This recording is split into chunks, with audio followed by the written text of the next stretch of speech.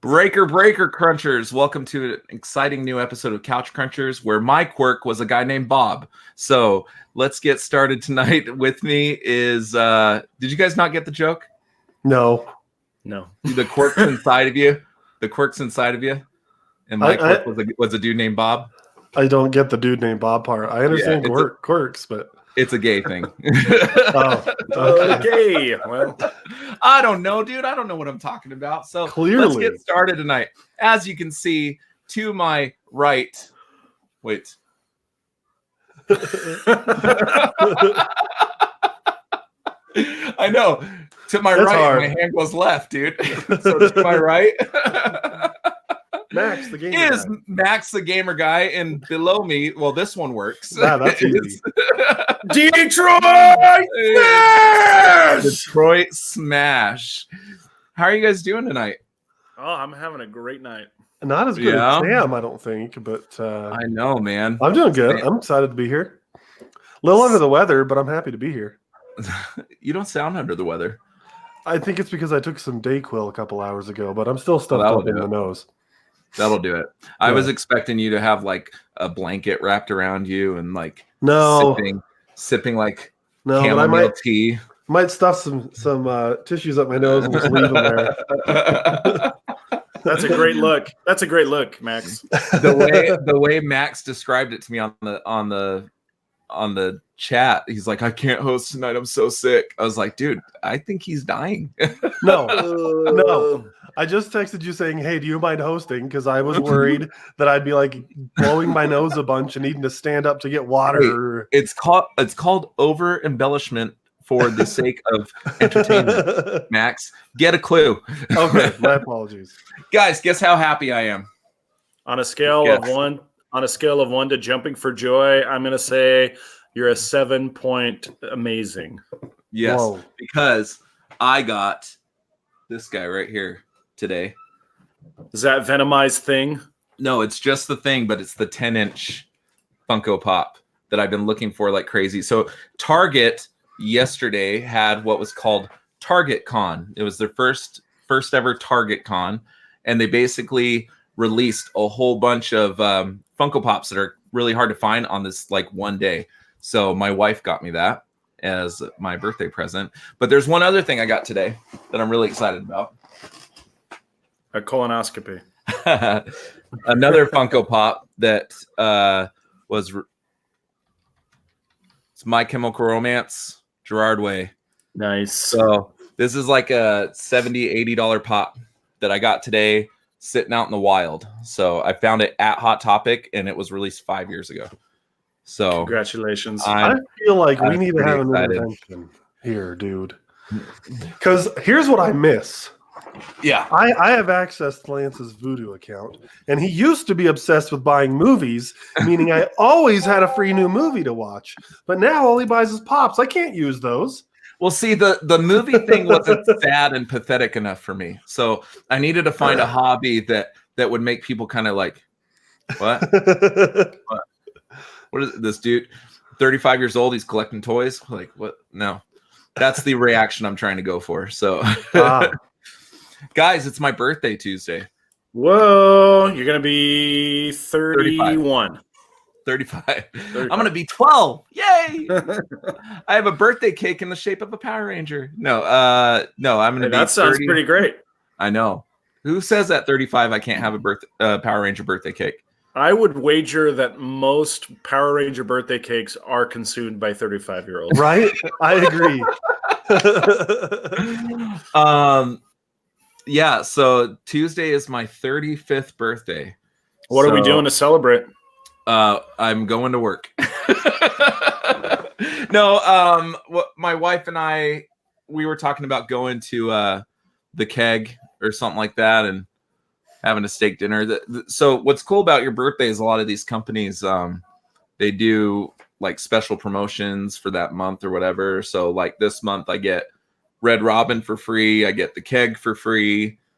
There's other things too, but I can't, like Denny's I think you get for free, but I'm gluten free. So I can, on your birthday, Yeah. but I'm gluten free. So like all I can eat at Denny's is bacon and eggs, and that's not worthwhile enough for me. And I think Krispy Kreme, you get birthday stuff. Max used to do this thing on his birthday where he went to like a bunch of different places that whole day. Do you remember that? Yeah, I remember. I've done that. Is it the downtown Gilbert run? That too. Yeah, So like Joe's Real Barbecue. So it's like you do Denny's at midnight because they're the only thing that's open that late. Then you go to bed, you wake up, get some Krispy Kreme for breakfast, go get some Joe's Barbecue or go to Joe's what's the other Joe's called? Not Joe's Barbecue. Joe's Farm Grill. Yeah. Get that. Go there for breakfast. So that's better than Krispy Kreme, in my opinion. And then do Joe's Barbecue for lunch. And yeah, dude, do the rounds.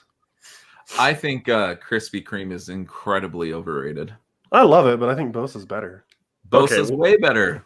Let's pause for a second and recognize that the Krispy Kreme glazed will never be beaten. Yeah, it is the best glazed in my opinion. But everything else, Bosa's got them beat. Yeah. Yeah, they're glazed. The Bosa's glazed is just like any other glaze that I've had, but like there's something they do, like the donut is just so fluffy. You know what I mean? I haven't had one. They're cake donuts. That's why they're cake. They also do a jalapeno ham and cheese croissant, which is really it's so good. Really? It's so good. Yeah, go ahead, Max. I was just saying that I was talking. I don't know why we were talking about donuts with my coworkers here in Colorado, and Bosa isn't here. I don't know if that's an Arizona chain, but they don't have it there here. I'm pretty sure it was started in Arizona. You're probably right, but I was telling them that's the best donut place, and none of them had ever heard of it. And I was talking about why it's so good because it's all the cake donuts and everything. And I love Bosa; it's amazing. Yeah. Oh man, but they have some other good ones out here, like Fractured Prune, I think it's called. That's a donut place. Those are really good. They do the weird stuff, like they'll put bacon on donuts and stuff like that. Like, oh, nice. It's like really like gourmet type flavors. Like you go to Bosa, you want a Bear Claw, you get a Bear Claw, right? The edgy flavor donuts. Yeah, yeah. And then there's Hertz Donut. Have you guys heard of that Hertz Donut? Yeah. I've got a I Hertz hear right that down the one's road pretty from good. me. I don't think they're that good. They're just cool. Really? Yeah, well, I've got one like right down the road from me because that's a big chain.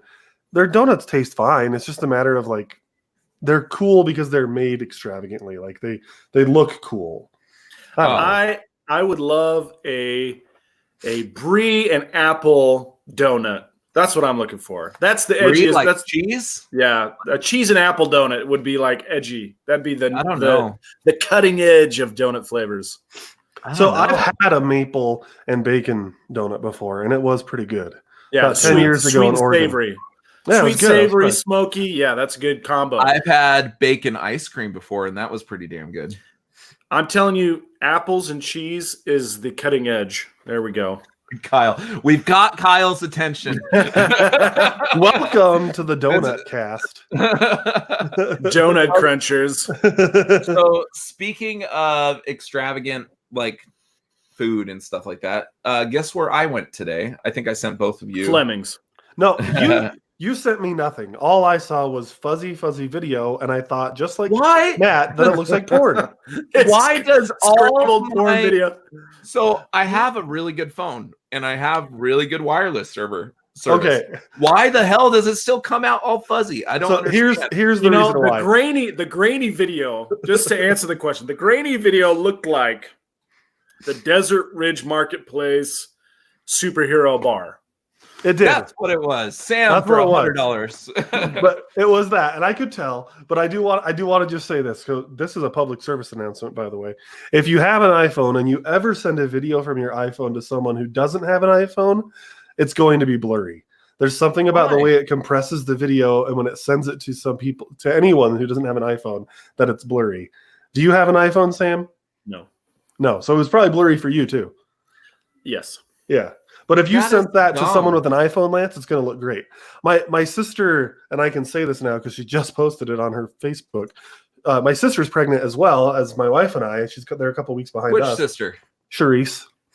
What? Is this their first? There's not their first. This is their second.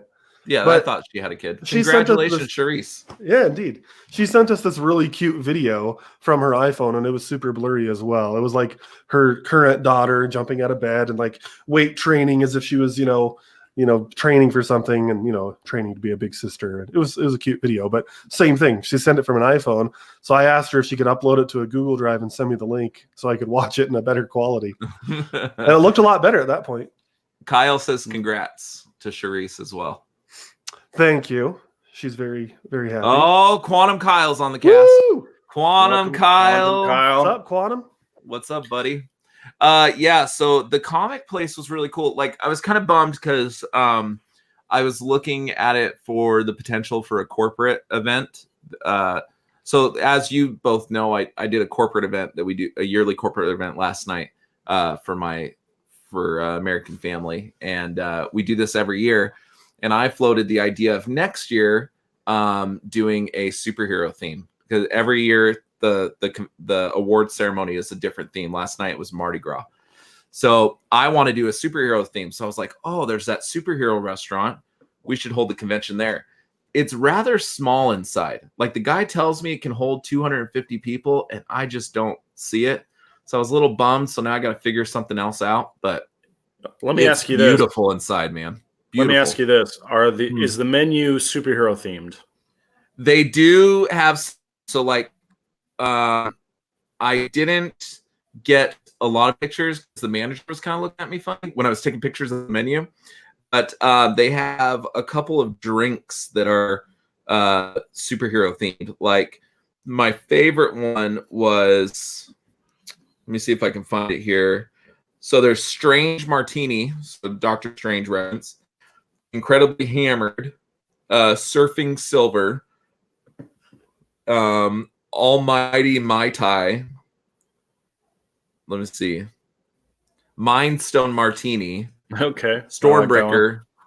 So the drinks had better names than the food. I don't recall any of the, like, I got a chopped chicken salad today. Like, it wasn't really named anything fantastic, but the drinks had some cool names. But Pop Rock Raccoon, Russian Romanoff. So the drink was really cool. Now, what's interesting about this place, and I didn't realize this, is I assumed that because it's a franchise, it's numerous locations. I assumed they were from like California or something like that. No, Arizona has the first location in the States. They all started in Mexico. Oh, I didn't realize that. Yeah. How many companies do you know that are, they have like 45 locations in Mexico or something ridiculous, he was telling me. And I'm totally guessing, but it was a large number. How many companies do you know that start in Mexico that come into the States and choose Arizona as their first initial location? Filiberto's. Like San Diego. I'm pretty sure Filiberto's. I've been to Mexico. I don't remember a Filiberto's. Bimbo bread. You were in Mexico for a couple of years, right, Sam? Yep. Mexico City. Was Filiberto's there? I was never in Mexico City. Oh, where were you? Guadalajara, Michoacán, Aguascalientes, San Luis Potosí. Oh, okay. Did you? This guy do you clearly remember? speaks some Espanol. Yeah, for real. Espanole. Do you remember? I don't think Filiberto's started there, right? Oh no, You're probably not. I was just I'm sure like Mexicans from Mexico. I don't know Filiberto's and think it's gross. No, that's not true. I don't know. I don't know where Filiberto started, but it is everywhere. I will say that the food in Mexico is far better than Filiberto's. Oh yeah, absolutely. So good. I mean, I had a pork taco at Filiberto's and it didn't taste anything like a Mexican pork taco, which I think Mexico does pork better than anybody. So one of our best friends up here is from the Mexico City area originally, and Colorado Springs notoriously has awful Mexican food. There just really isn't anything that good here, which is sad because it's one of my favorite foods. But the best Mexican food I definitely ever have had in Colorado Springs is at his house. This man knows how to make some real good stuff. Mexican food, man, is so good, and it's crazy because what we seem to get a lot of here in the Southwest is the northern Mexican food, whereas my friend is from more like southern Mexico, and it's totally different food. So if you guys ever have a chance to try something other than tacos, burritos, like there's some real good Mexican food out there. So and I can't remember the name of the dishes he's fed me, but they're great. I had to cure my how do you say not confusion. I don't know what I'm trying to say. I needed to figure this out. So Filiberto's started in Mesa, Arizona in 1993. Taco Bell. I'm on their website. Larry says Taco Bell. Yeah, do you know that got voted the best Mexican food in the nation? That's because we're full of a bunch of stupid gringos that don't know what they're talking about. Filiberto's? Okay. No, Taco Bell. No, Taco Bell. Oh, Taco Bell. But it's also because Taco Bell is the biggest Mexican food brand in the country. So a few years ago, I went to New Orleans. I was there for a week for a convention, right? And I was really craving the Mexican food because pretty much all I've been eating in New Orleans was like seafood and like jambalaya and all this other stuff. Bouillabaisse. Yeah, so beignets. I finally sick of it, and I wanted something wrapped in corn. Okay, so I'm like, I asked the local, where can I get the best Mexican food in Louisiana, right? So she sends me to this place, and I walk up, and I'm like, oh, okay, this already looks way too like cookie cutter-ish. Do you know what I'm saying? Sure. And literally, this dude pulls out a sleeve of corn tacos, the kind you buy from Fry's or Kroger or wherever you go. Yeah. And prepackaged shell, hands me this. I go, this is your idea of the best Mexican food in the week. Like, it's obvious that side of the country has no idea. I know, dude. I've learned to ask places now, what is your taco shell like? When I go to a sit-down Mexican restaurant and they tell me they have tacos, I'm like, is your taco shell like what you buy at the store, just one of those Taco Bell hard shell tacos? Or is it like actually a corn tortilla that was deep fried? Or is it just a soft street taco style? And half the time they don't know how to answer me. And I'm like, all right, you definitely don't know. Yeah. Most of the country doesn't realize that there is such a thing as a white corn tortilla, a yellow corn tortilla, a flour tortilla. Like, there's just one type of tortilla. They don't even know the difference. And if you want authentic Mexican, you're looking at two smallish, white corn tortillas with the meat, and then you give it a little karate chop, cilantro, right? Get a little karate chop, put the meat on there, some onion, cilantro, a little bit of salsa, maybe some guacamole, and that's it. Down the hatch. And that's the best. And okay, and so that's like a traditional street taco, right? Yeah, that's right. Amazing. That's the one thing that Colorado Springs we finally discovered. There's a few taco trucks around here that are quite good. And I've really grown to love street tacos because that's the only thing good I can get here other than going to my friend's house when he makes stuff. But street tacos are so good. So anyway, the reason we're talking about food is because Lance's birthday is coming up, and trying to pin down what his plans are going to be. Yeah. Well, Lance and I are going to celebrate when I'm in town. We're going to go see Braveheart. Yes. I think. Barring if I have to work and miss it. So, because every other week I work pretty late. So I might work too late to actually make it to that. So that's what I have to see which week it falls on. But we're gonna do the Braveheart event. I don't really know what they're doing. Is it just a reshowing or it's just a reshowing? So like Fathom Events will do this. I talked about seeing The Matrix last August, I think it was, or something like that, and that was a Fathom Events as well. So it's just essentially that they're reshowing old movies. They're going to be doing Gladiator in April. Is it like an anniversary thing? Yeah, it's an anniversary thing. This is the 25th anniversary. Gotcha. Of Braveheart being released. The Matrix one was the 20-year anniversary because it was released in 99, and it was 2019 last year when I saw it. It's not always like actually in the month of the anniversary. It just kind of falls on the same year. Yeah. But yeah, Gladiator, same thing, which that would probably only be, that'd be 20 years for Gladiator then? It's probably a 20-year for that. Probably. It was a little bit after Braveheart, right? It must have been 2000. That's such a good movie, man. I'm excited to go see that in theaters because I was too young to see a rated R movie in theaters when that came out, and it's fun to go see that. Max. I know, I'm a youngin'. So Fathom Events is what I went and saw the Jay and Silent Bob reboot. So they did a cool thing where they gave us a poster. And there was a little like message to the fans in the beginning of the movie from Jay and Kevin, and it was cool, man, because it costs a little bit more than a typical movie.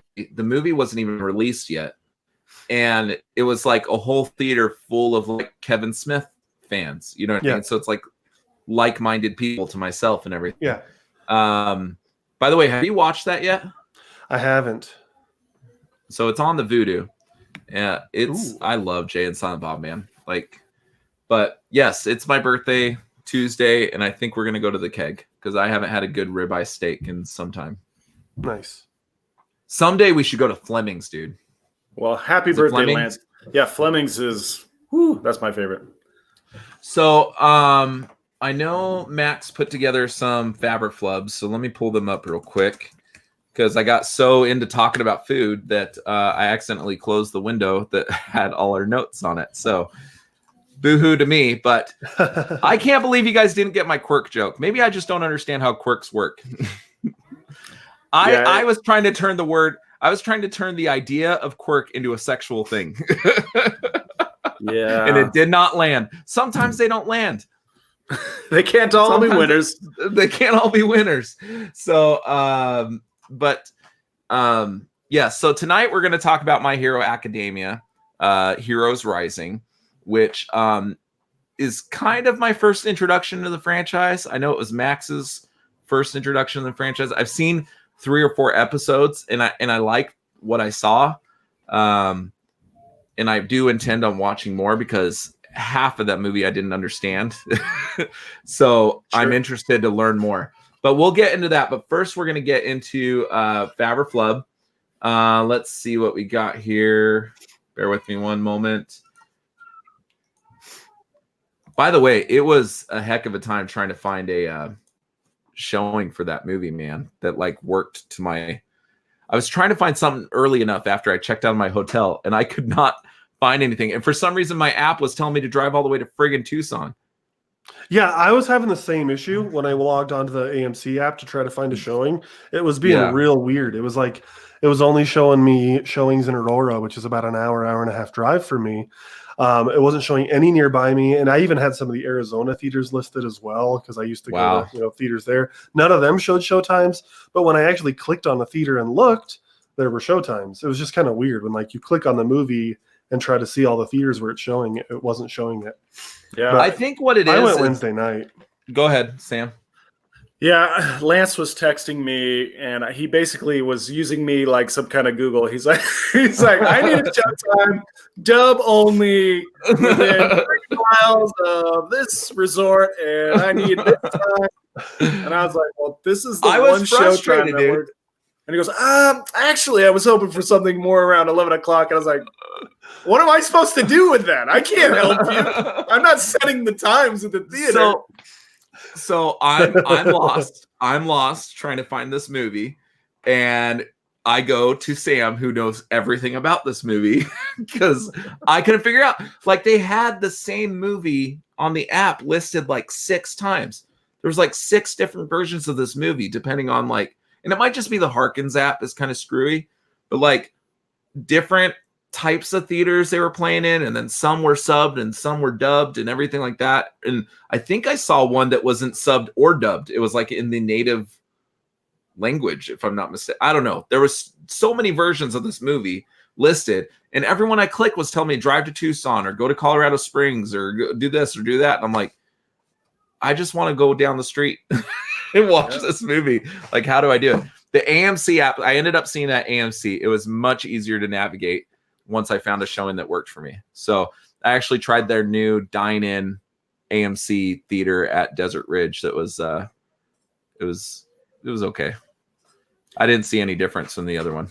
The problem I have with those dine-in theaters like Esplanade or the one at Desert Ridge is that you go in and you're watching the movie, they take your order, they bring you the food, you're sitting in the dark, you're kind of leaned back in your chair, munching your tacos or whatever. And so you don't even know until it's time to leave that all the food is all over your chest.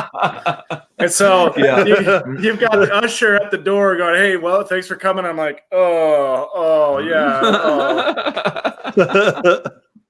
It's true. At Fat Cats, I usually get the chicken wings because it's one of the only gluten-free things that I can get. Mm-hmm. And I usually walk out and I have a little dribble You got on my it all shirt and over stuff. You gotta bring a bib. Dude, I've had times that I like my popcorn to have popcorn, but mostly butter. No, Have a exactly. little popcorn with your butter. He likes his butter. Yeah, exactly. No, but I like a lot of butter on there. And I've walked out of the theater before not realizing how many freaking pieces of popcorn I dropped on my belly throughout the movie. Then I'm like, holy crap, I've got freaking grease stains on my shirt now. Do you ever go to the movie and you walk out and like 2 hours later you're like walking through the mall or something and you feel down and then like a couple of them like fell in between your shirt and you're like, what is this? Is this a tumor? Like, what is this? But you got a few a few cleavage kernels. Yeah, right. But yeah, let's okay. Let's get into our show. Okay. All right. So big news happened this week in Disney World Land. That sounds like I'm talking about the theme park. I'm not. Well, it does pertain to the theme park, but big news happened at Disney. Bob Iger steps down as CEO. Now we've seen this. We've known that he's going to step down for some time, but the fashion in which it happened and so suddenly was kind of weird. So Bob Chapez, is that right, Max? Chapez? Chapek. Yeah, that's what I thought. K? Did I misspell it? Okay. So Bob Chapek, who was in charge of Disney parks, is now the new CEO of Disney, where Bob Iger is going to step down to a more creative role. I never realized that he was much into the creating process as more as to the bankroll process. So I found that interesting. But how do you guys feel about this? Because Bob Iger has been responsible for kind of the resurgence of Disney this last decade or two. He's been the CEO since 2005. I mean, that's been a lot of change since he took over. Well, if you remember the before MCU started, Star Wars was him. I mean, those two franchises alone, I think the Pixar acquisition was him. I can't remember when Pixar was purchased, but I think it was after him. I mean, there's been a lot. Disney Plus, the theme parks have evolved. Star Wars Land, Pixar Pier, like tons. So he's been influential like crazy in Disney in his 15 years. Yeah, if you remember before he was a CEO, Disney was going through kind of a dry spell as far as some of the movies they were coming out with, especially the animated movies. It's kind of, they have a series of animated movies that did not do that well. I mean, like Brother Bear and like these weird one-off Disney movies. And it wasn't until Bob Iger came in and kind of restructuring things that they kind of had this influx of success. But Sam, what do you think about this? Do you think it's going to have any bearing on the future of Disney? Well, I'd like to, of course it's going to have a bearing on the future of Disney, but Bob Iger's money-making strategy was pretty solid, but I feel like it's starting to run its course. Now think about all the movies that Disney's come out with in the last 15 years. They're very limited creatively. You've got live-action remakes of their animated classics. You've got Marvel movies. You've got Star Wars movies. You've got Pixar movies. That's it. Right. And so Bob Iger is saying that what he wants to get into is the creative side and maybe stepping up the creative side. Well, Bob Iger, he purposely, as part of a money-making strategy, he basically jettisoned the creative side and said, we're just going to devote ourselves to these money-making behemoth blockbuster movies. And Disney hasn't done anything creatively that I think was super successful. They've just been Frozen, maybe. They've just been banking on formula. Frozen, yeah. Frozen was, it did kind of buck some of the tropes of usual princess movies, and it was successful. Well, I'd say Pixar has been the most original of all of those different. Yeah, Pixar. You're talking about. Pixar but is Frozen's really where not the creativity. Pixar. No, but like Pixar did Coco. They've got Soul coming out. Oh yeah. Cars was a new franchise. Granted, they did 2 more of them, but like they've released new franchises. Whereas like Star Wars is Star Wars, Marvel is Marvel. Like it's not a new. You know what I mean? It's new, but it's not new.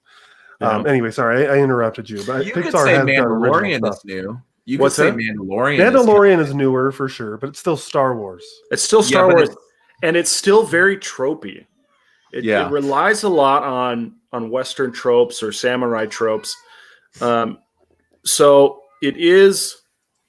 I mean, their formulas at work. So I'm not trying to say he did a bad job.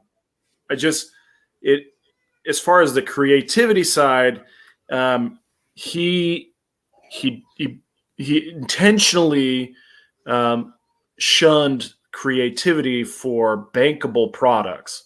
right. Which is fine. That's fine. Disney's out to make money, and I appreciate that because, that's what I want to do. I want to give me some of that cheddar, and that's what Disney's trying to do. Yeah. They got to get some cheddar to feed that mouse. So hopefully there's some more, they've got a lot of money, so they could really take some of that money and put it behind some more creative things. It would be nice for them to get behind a smaller studio label with some more creative projects. Maybe this is what they're going to do with Disney Plus is try out some more creative things, maybe bring in some new IPs, try on some different hats, try on some different pants and see what fits. I'd like to see that from Disney. It just seems like everything is starting to feel a little cookie cutter from them. Well, and I think that's where the strength of purchasing Fox is, because now they own Searchlight Pictures, right? Fox Searchlight, which is now retitled Searchlight. And Right. Searchlight is responsible for a lot of these Oscar winners of the last couple of years. Is it Moonlight? Was that the movie that won a couple years ago that they actually said the other movie? I thought that was A24 that did that one. No, it wasn't A24. No, Searchlight. I know they did the one on the Catholic Church with Mark Ruffalo that won. Searchlight. No, I don't remember. But they've done a lot of big Oscar winners as of late, and it's been kind of Searchlight is very similar to A24 in my opinion, as far as the kind of project that they take. They're both indie studios, and they're trying to do different things on a smaller budget, right? Which is good. I like to see new projects, but let me tell you two examples of movies that Disney did creatively that were huge busts, and I think perhaps one of them unfairly, but they are John Carter. John Carter was awesome. It was a good movie, but it was a bust financially. Right. Yeah. And then you've got the Lone Ranger. Lone Ranger, they tried to do some things creatively in the writing. Early on, they were talking about werewolves and Wendigos being added. And then they in the end, the Wendigo was just like, it ended up just being kind of a throwaway concept. And it ended up a financial failure as far as Disney's concerned. Well, it had some controversy attached to it too, in the casting of Johnny Depp as a Native American character, didn't it? Yeah, but I feel like that was kind of overshadowed by the quality of the film. Yeah. I don't feel like there was a big whitewashing hubbub about Lone Ranger. What the hubbub was that it wasn't marketed well, and the rewrites, they weren't that great. It didn't do anything very interesting with the movie. Well, John Carter, the same as far as their marketing was concerned. Yeah, I don't even remember that movie being in theaters. I didn't see it until it was released on DVD. I did see it in theaters, and I was really impressed with it. I thought it was really good. But poor Taylor Kitsch, every movie that he came out with that year was a financial failure. Wolverine, Battleship, John Carter, they all fell apart. At any rate, so those were like the last creative risks that Disney took. Right. Everything after that has been the same four flavors, which is live action remake of animated classics. I already said them, but Marvel movies, Star Wars, and Pixar. That's it. And well, Frozen is basically a Pixar movie. I mean, the Pixar creative team came up with it. Well, but it's an animated. It's not computer generated, from what I understand, right? They consider that one of their animated movies. Well, from what I understand, it is. Right? It is. computer animated, like no one's hand drawing Elsa and Anna. I might be wrong about that, but somebody, we were saying something earlier, and I just wanted to clarify. So Searchlight's Best Picture nominations were Slumdog Millionaire, 12 Years a Slave, Birdman, and The Shape of Water. There you go. So those are all Searchlight. Which Jojo Rabbit. Jojo Rabbit. Jojo Rabbit didn't win. No, I know, These but four won. These are some but those are like well-regarded movies. That's what I'm saying. 3 Billboards Outside of Ebbing, Missouri. Is a 3 Billboards movie. was so good. Yeah, that was such a good movie. Yeah, there's a lot of good ones. So I think you're right that Searchlight's going to be a good asset. Also, I do want to say I was right. I checked. Moonlight is A24. I was right. Okay. Oh, hey. I couldn't remember. The Searchlight and A24 are very similar. Except for that Searchlight's movies are good. Oh my gosh. Go watch mid-90s. It's one of the best movies I've ever seen. I have not liked the last few A24 movies I've watched. I liked Room, and that's the only one. Because you have to have a cerebral understanding of them, and you're just not there yet. I just don't like people screaming at each other for 90 minutes. Uncut Gems was awful. Oh, no. But this coming from the guy that likes Batman versus Superman, where literally the biggest part of the movie is Martha! So the screaming at one another thing is okay in that one. That's not the same thing yet, even a little bit.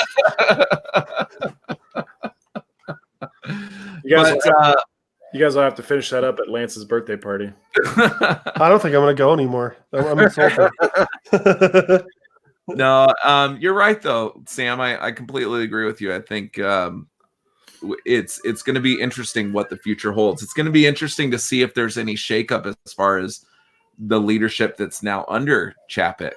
If there's any shakeup there, with Kathleen Kennedy or Kevin Feige. Please fire her. I'm assuming Feige is safe, but there's Kathleen Kennedy. A lot of people are clamoring for Jon Favreau to take over the Star Wars universe. Please. I've heard that. I've heard Kevin Feige. I've heard James Gunn. I've heard all these people that they're trying to get in to overtake that. So I wonder if there's going to be a shakeup. Well, you got to be careful with Kevin Feige, because if your company isn't diverse enough, he'll just quit. He'll threaten to quit. I did read that as well. Yeah. Which he didn't say that. Somebody else said that about him, right? It was Mark Ruffalo said that about him. Yeah. And Mark Ruffalo is a bit on the woke side. Yes. So I don't know if that's exactly what Kevin Feige said.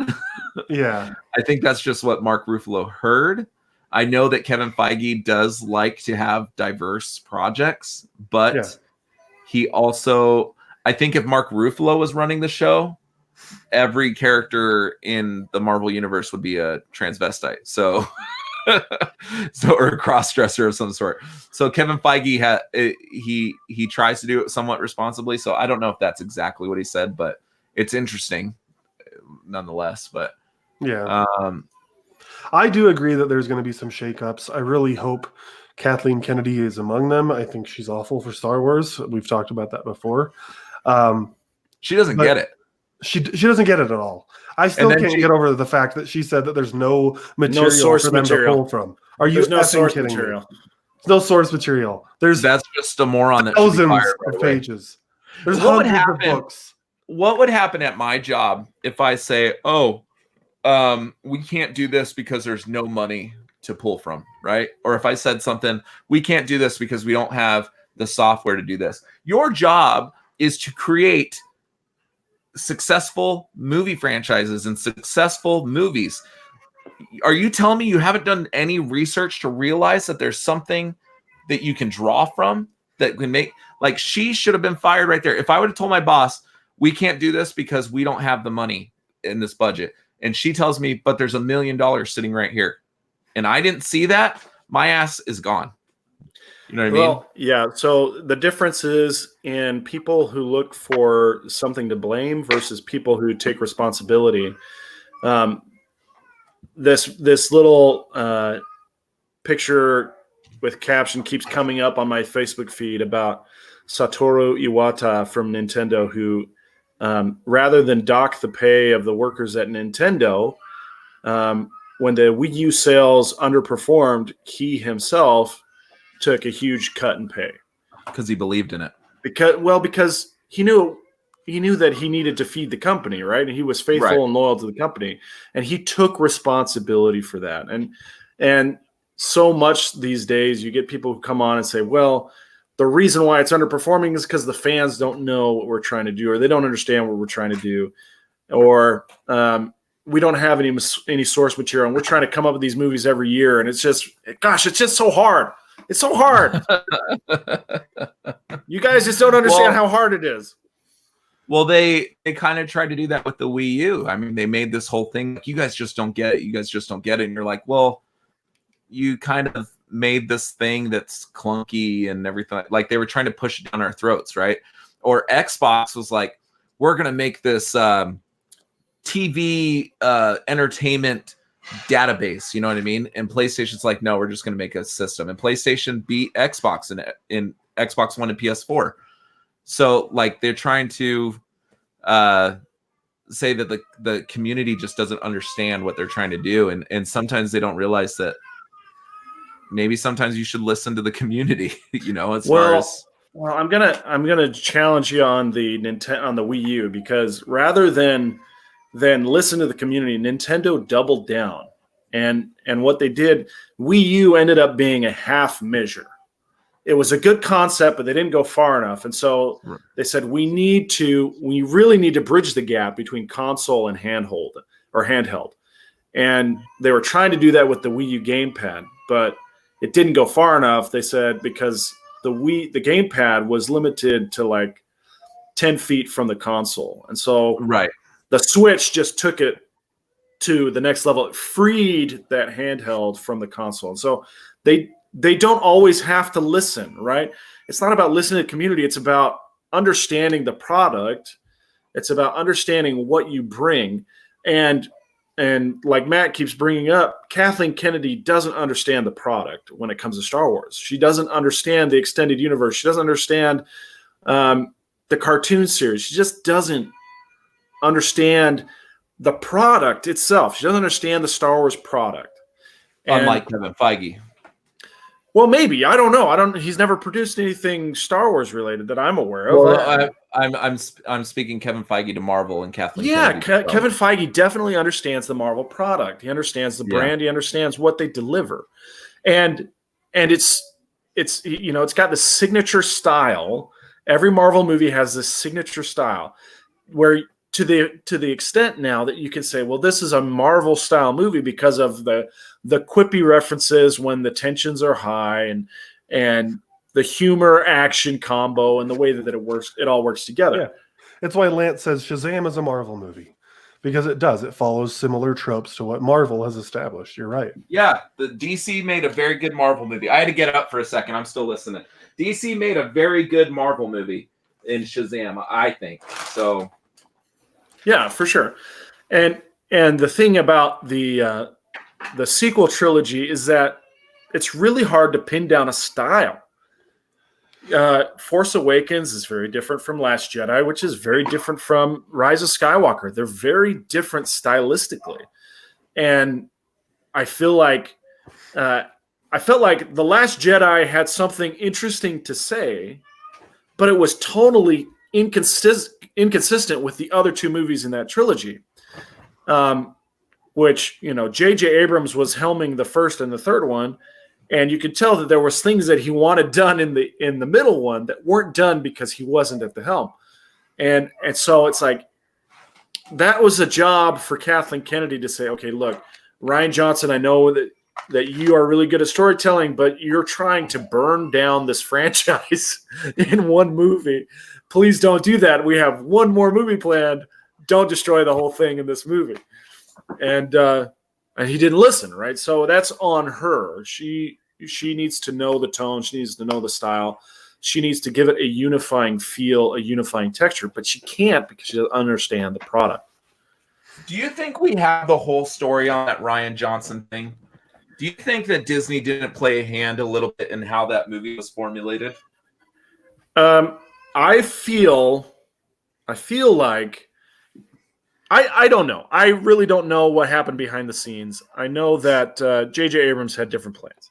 It's obvious that J.J. Abrams had different plans.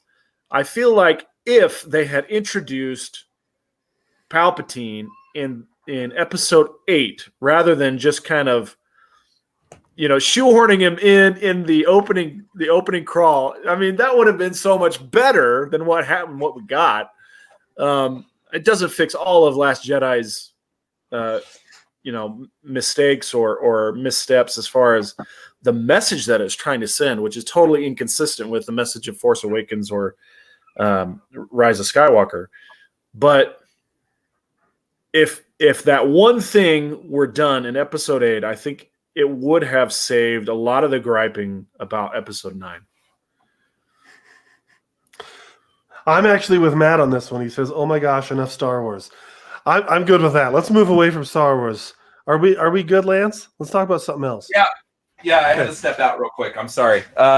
So the next one we have is James Mangold, who directed Logan. Logan is in talks to direct Indiana Jones 5. I mean, is he going to kill Indiana Jones? Is that what's going to happen? I think Harrison Ford is going to kill Indiana Jones. The dude, this is not a movie that I want to see. How do you guys feel about this? I'm good too. I think they should have just never started to. I think they shouldn't have done the 4th one. They don't need to do this one. It should have just been a trilogy that ended in the 90s when it ended originally. I don't know. I think I'm interested in seeing Harrison Ford do some more of this, but I want it to be good. I want it to be fun. I feel like James Mangold is somebody that could do that. I think I'm not sure if it's a franchise I want to continue to see. I don't want it to be like tonally the same as Logan. Logan was very somber, and it was definitely like a eulogy to the character, right? Right. I don't want to see something like that with Indiana Jones. I prefer to imagine in my mind that Indiana Jones is still adventuring today, well into his 120s, and that he's out there somewhere kicking ass. So, hopefully it's not like a send off to the character. Well, I mean, he's done other things other than Logan that maybe aren't so Ford v Ferrari. Morose. Well, did he direct Ford v Ferrari? Yeah. Oh, that's cool. And that one was really good. But yeah, that was really good. He did 310 to Yuma, which is fantastic. That's one of my favorite. That one. Okay, 310 to Yuma is an amazing movie, but it's also very somber. Mm-hmm. Yeah, that's but what I was just thinking. Logan and 310, they're both pretty somber. Maybe I need to watch 310 again. It has been a number of years since I've Ford seen v it. Ferrari is a lot happier, but it's still fairly somber. But it's based on a true story. So, did you guys know he did Kate and Leopold? No, I didn't know that. Oh yeah. I had no idea. The one with James Franco? No, that's Hugh Jackman. Hugh Jackman's a Kate and Leopold. I was thinking Tristan Neasold. Oh yeah. Yeah. I don't know. I just don't buy Harrison Ford as that character anymore. You know what I wish would have happened, and I know that it was a complete flop, but they tried to kind of turn over the character to Shia LaBeouf. I wish they wouldn't have abandoned that so quickly. I think it could have taken on a new. You got to remember, at the time that movie came out, Shia LaBeouf was becoming a meme of himself. I think now, if Shia LaBeouf were to take on a role like that, I think people would give it a lot more credibility. I just don't think he's very interested in doing a blockbuster anymore.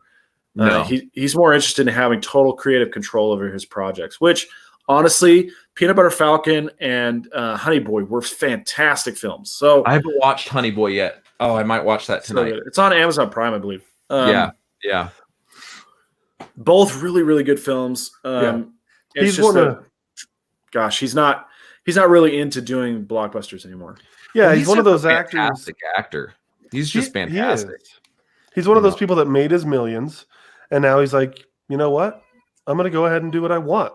I don't need to keep making millions upon millions. He doesn't let the Transformers past define him. You should definitely watch his Hot Ones interview if you haven't seen it. I I have, and it was one of the best Hot Ones interviews I've ever seen. Best interviews, period. Yeah, he's just a really good interview. Like I saw him on Ellen DeGeneres talking with Ellen and stuff, and he's just fascinating. Like everything that comes out of his mouth is just so educated. And here's the thing I like about him too. When he doesn't know something, he's how do you say, modest enough to say, I don't know, rather than try to bullshit his way through it. And like he is a fascinating person. But there's one of my favorite movies has him in it is Fury. I love Fury. And I thought he was fantastic in Fury, but he doesn't let the past blockbuster and the Disney Channel life and all those things define him. In fact, he embraces it to the fact that he came out with Honey Boy, because it spends a lot of time in that time frame, right? Well, yeah, childhood and stuff. It's basically breaking down like the critical moments in his personality as far as it related to his father. And there's a really great scene where kind of an older Shia LaBeouf is talking. The character's name is not Shia LaBeouf, but it's basically Shia LaBeouf. There's this really great scene where Shia LaBeouf is talking to his therapist, and the therapist says, "Are you being real or are you being sarcastic right now?" And he's like, "I'm being both." And that really defines Shia LaBeouf as a performer, is that a lot of the things he does seem sarcastic or they seem insincere, but he's trying to draw out sincere reactions or sincere emotions from himself through these kind of sarcastic parody type things. So it's really, he's become a really fascinating guy. His philosophy of performance has become kind of interesting over the years. I mean, there was a lot of weird stuff while he was trying to find himself, but I think Honey Boy is really good at explaining his thought process and his performance process. He's not necessarily method. He's kind of meta method. Which I think he uses that to describe himself, doesn't he? I think in the Ellen thing he said, or is it in Hot Ones where he uses that exact phrase? I don't know. I don't remember him saying meta method, but it might be in the Ellen. Yeah. I've heard him described as meta modernist, which is like somewhere between contemporary or modernist and postmodernist, where he's using sarcastic or parody to draw out sincere performances. And one of the things that it was really exemplifies that is when he does. There's a song about actual cannibal Shia LaBeouf, and so there's a cartoon on YouTube where this guy singing about how he's walking through the woods, and then all of a sudden he's attacked by actual cannibal Shia LaBeouf. And then not only does he do this animation, but then he does like a choir, like a stage performance of the same song. And he has dancers and stage performers come out and act the whole thing out. And at the end, he's like, "You've done it. You've killed Shia LaBeouf." And then the song ends, and it pans back away from the stage, and you hear one person in the audience clapping, right? There's one person clapping. And as it zooms in on the person clapping, it's Shia LaBeouf. Oh yes, yeah. And that whole thing of him clapping has become like one of the most famous memes. Yeah. Like, he did like an art show where they were doing these memes and stuff. That's where the do it thing, like people submitted idea. It was on Ellen that he was talking about this or something. That was on Hot Ones. Where people submitted ideas and then his production company like did these like weird little shorts and stuff, like the do it thing, the clapping thing. Yeah, he talked about that on Hot Ones. Yeah. Fascinating interview. Max, if you haven't seen it, it's literally pulled up on my TV as soon as we're done recording. I'm going to watch it. It's probably one of the best interviews I've seen. If you've heard me clicking with my mouse, it's because I was on YouTube beaming it to my TV, so that as soon as we're done, I can just watch it. Nice. No, that Shia LaBeouf and Paul Rudd have been my favorite Hot Ones so far. Yeah, I'd agree with that. Those are really, really great interviews. Yeah, Paul Rudd's just a charming, wonderful man. Speaking of hot ones, and this will get Sam excited, I finally watched the new game show last night. Which episode? Did you watch the first one? I felt like the first one was such an incredible hot mess. Like they were falling apart. It was so amazing. It was one where the girl was wearing that bright pink fuzzy sweater. Yeah, that was the second episode. The first episode was all men. The second episode had a team of women, and it was still fun, but it wasn't as like bursting at the seams or just threatening to fall apart right in front of them. Like the first episode, I thought it was just going to disintegrate in this fiery chaos, and it was just like teetered on the edge of disaster for 30 minutes. It was freaking amazing. It's really funny, dude. Like they have a segment where if they answer a question right, the team that answers it right has to eat this chicken wing. And I was like, wait a minute, shouldn't that be the punishment? Like if you get it wrong, so it's just kind of like turning things on its head and stuff. Like the Hot Ones game show is pretty awesome. It's pretty awesome. I was watching my hotel room last night. It's a lot of fun. I like the YouTube show. The interviews are really fun. Yeah. And it's unique. He asks questions that you don't usually see interviewers ask. You know, I think he'll bring people on to promote their movie and stuff, but he asks them random things like, "Hey, I saw this thing on your Instagram. You care to explain this photo?" And yeah, that's in every interview. But one of my favorites is you worked as a janitor in high school. Now, how does that compare to your position now? And do you still smell like Lysol? Stuff like that. Yeah. He does a lot of research. He's a master interviewer. Like he asks things that people have never been asked before, and that's what I enjoy about it. Oh yeah, and I think that's why they're so willing to go on the show. Not only does he have the views, but it's a unique interview. I'm sure a lot of these people don't want to go on. I don't think people want to subject themselves to that kind of torture. Know.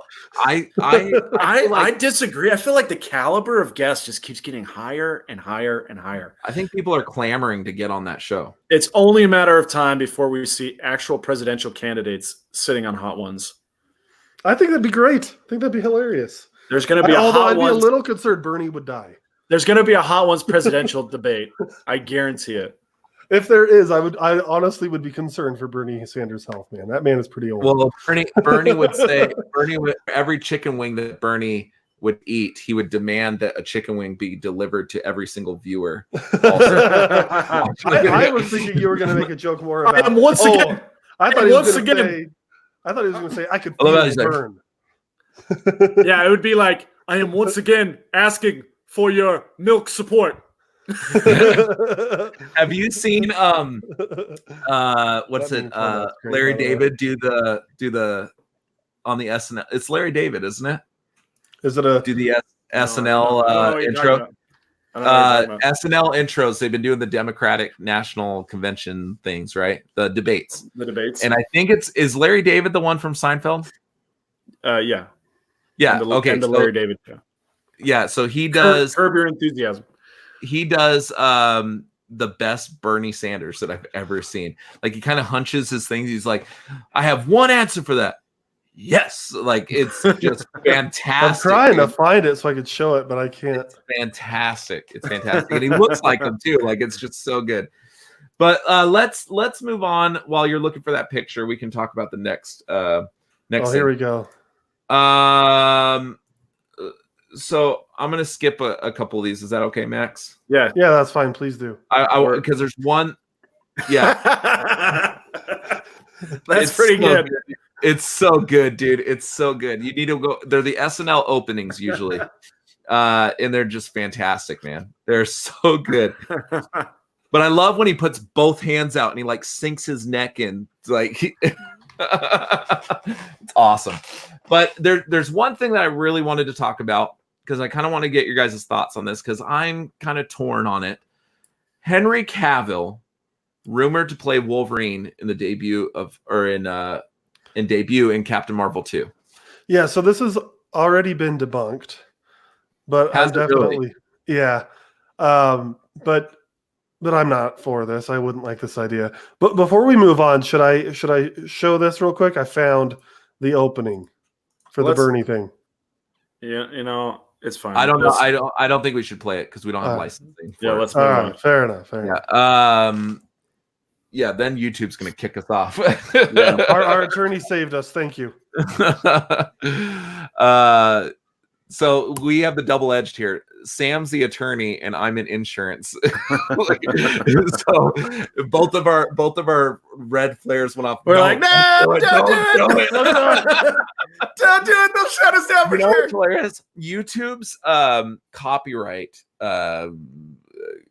not laws, that's not what I say. Copyright strikes, their policies. Yes. Yeah, their policies, thank you, is so stringent that we got permission from a local Arizona band to play their song right before the episode. YouTube heard it and still pulled us off the air. Wow. And we had permission. So the band didn't report us, but YouTube was like, oh, that's not them, and pulled it off the air. So anyway, you were going to introduce the next topic. Yeah, Henry Cavill as Wolverine and Captain Marvel 2. So Max says it's been debunked. Thank goodness. Yeah, I love Henry Cavill. I want to see him as Superman, and I love Henry Cavill. And if he joined the Marvel universe, I think that'd be great. I just think there's other roles that he could play. He's too imposing of a figure, I guess you could say, like his body frame and stuff. Like I don't see him as Wolverine, I guess. Like Hugh Jackman, yes, was ripped and everything like that, but he still kind of had a tiny frame. He didn't have like this massive body. He's like 6'4". He's no. 6'4". That's not. I'm not talking about height. I'm talking about the broadness. I don't agree with you at all. Still, have you seen Henry Cavill in Mission Impossible? When he's wearing that suit, he looks like a freight train. He's a big dude. Like as far as broadness and shoulder width and everything, and you put him up against Hugh Jackman, they're different body types. Okay, Hugh Jackman gave the perception of being more lean and stuff like that. So like Ryan Reynolds has a similar body type. Let's hang on just a second. So Wolverine, as a comic book character, is short and stocky. Right. That's why I want Taron Egerton. And so, Hugh Jackman basically changed everyone's perception of the character when he was cast as Wolverine. He's tall. He's skinny. He didn't have that muscle. He wasn't that jacked in the first X-Men X1. He's pretty small. He's just a regular looking guy in X1. And he got super jacked, and his hair was like super manicured, and it just looked, if you go back and watch X1, he looks like a pretty boy. It's so goofy looking. But he changed everyone's perception because he inhabited the character in a way that a lot of people probably weren't expecting someone of his build to do. Now, Henry Cavill is the same kind of powerful actor. He's charismatic, I would say. I don't think his acting range has really been explored in the Witcher role, where he basically says two things. Yeah. But the thing that really troubles me is that if he were to take a role in the Marvel universe, it would mean that his stint in the DC universe is over, and because they don't share actors, so right. They share directors. However, yeah, I just feel like he's done a pretty decent job. And again, I don't think the DC movies' problem is the casting. It's always been the writing. The writing has always been the real struggle with the DC movies. The casting has always been like pitch perfect. And so I don't want to see Henry Cavill as another superhero besides Superman. I want to see him as Superman again and again. I agree. I agree. But if DC once and for all closes that door, I love Henry Cavill enough to see him in the Marvel universe. I just don't think Wolverine would be the part for him. If you guys saw him in the Marvel universe, what part do you think he should play? Wolverine. I think he would make a really good Namor. Namor? Namor, yeah. The Submariner. I think he'd make a really good Dr. Dome. Dr. Dome.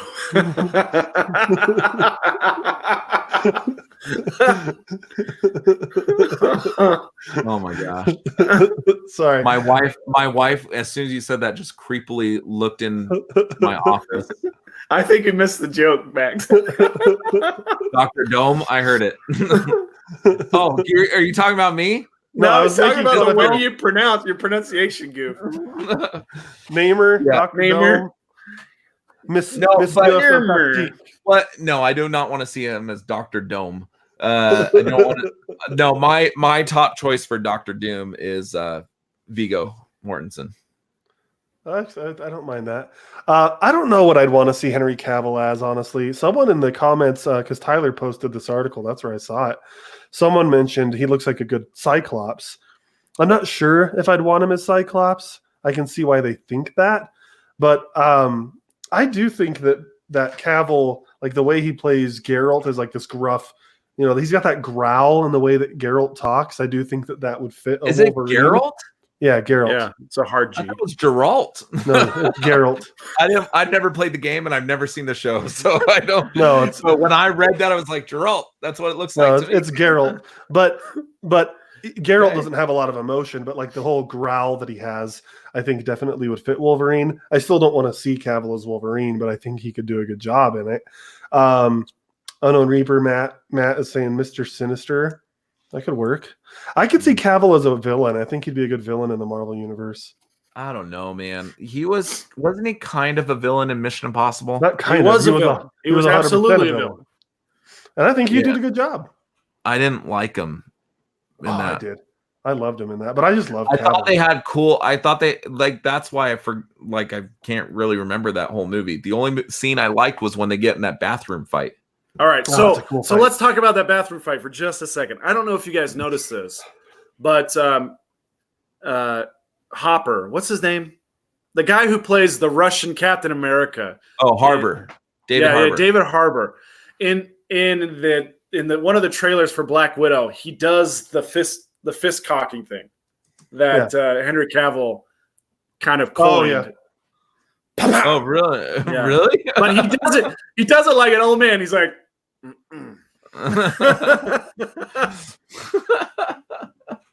there's a lot of people saying Henry Cavill could be Captain Britain, I think is his name. Ooh, that'd be cool. Oh, that's a good one. Yeah, that'd be good. Yeah. Which that's makes that sounds he's similar British. to Superman. It is. Boy Scout. Is.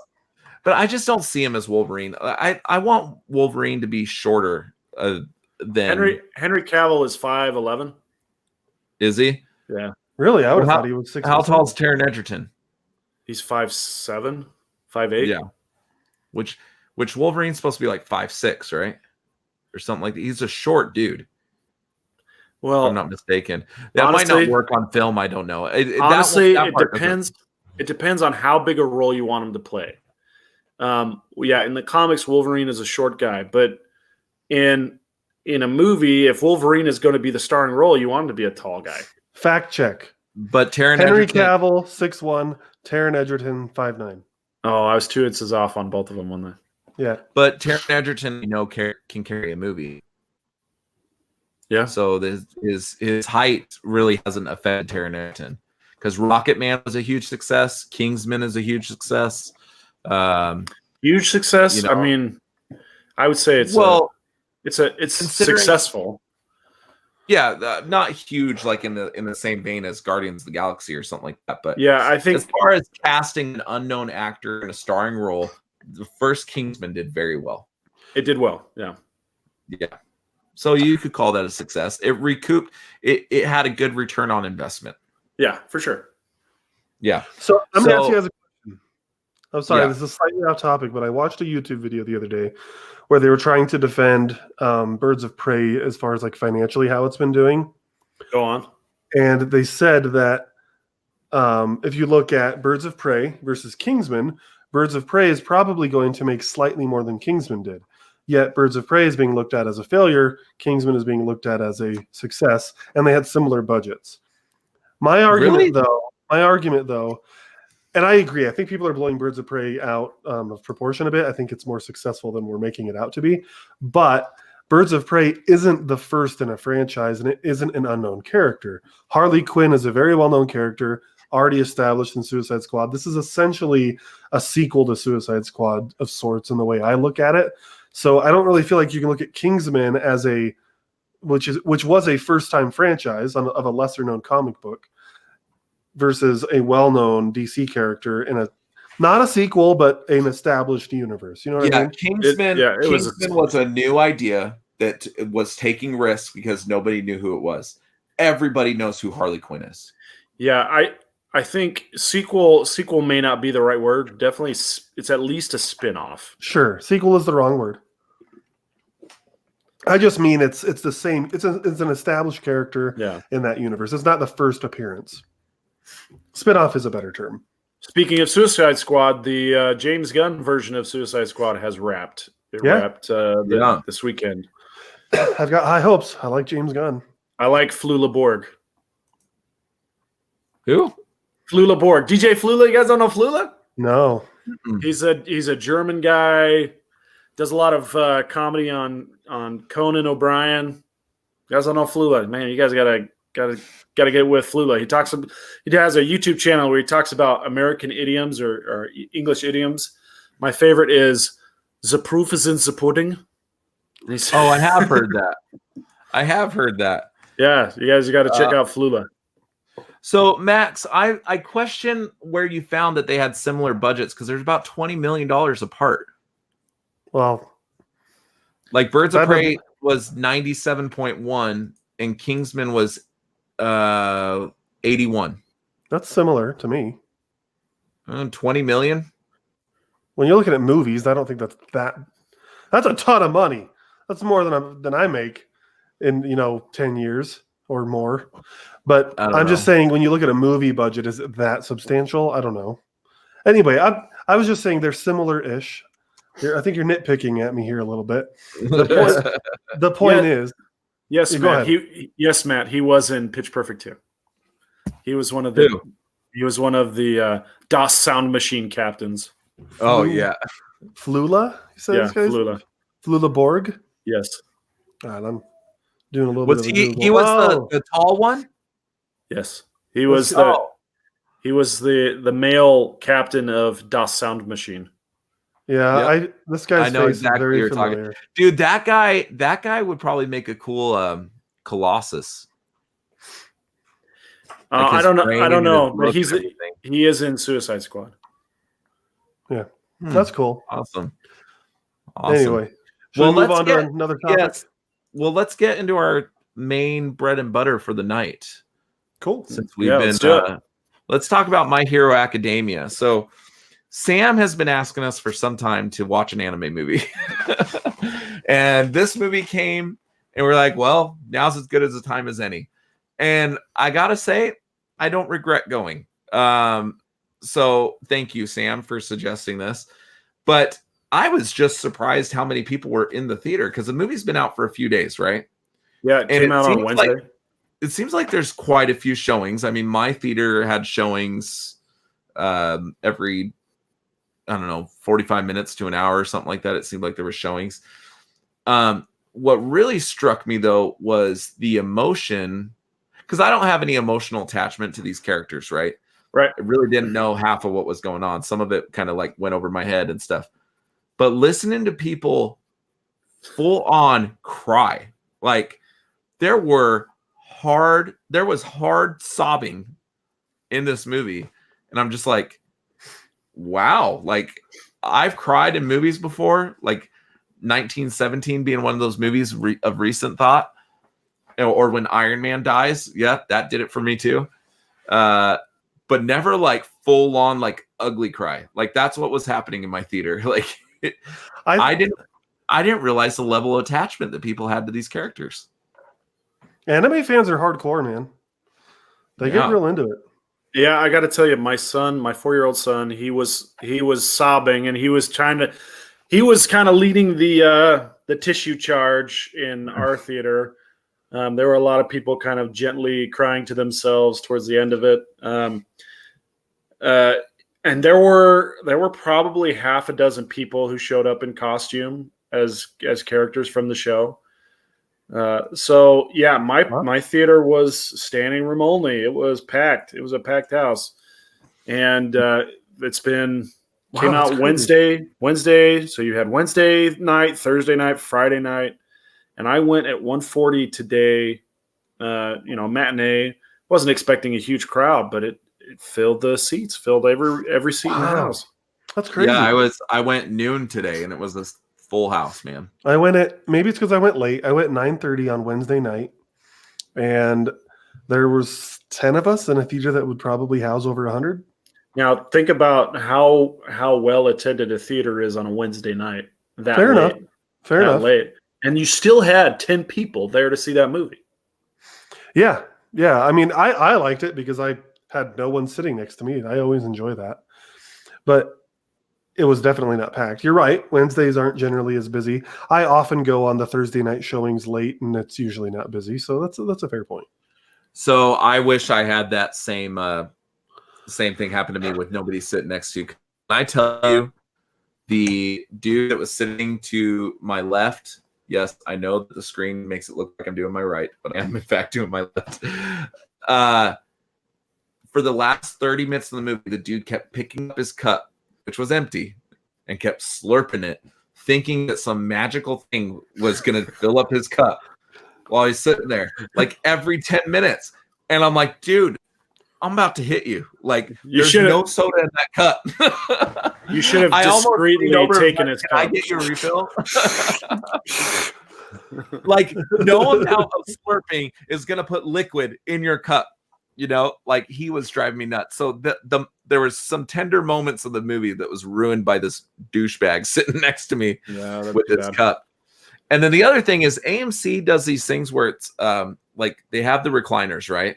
Yeah. But if you're by yourself, you're pretty much always going to share a recliner with the person next to you. Like, they're like little love seats, right? Neat. That is there's a little separation in between, right? Like this much. Well, okay. I sat next to a guy that was larger than me, and that was not fun. So my theater going experience was not fun this time around. But so it took you out of the movie. You told me though that you fell asleep for a few minutes, so it sounds like you liked that big guy. Well, and you guys were cuddling up.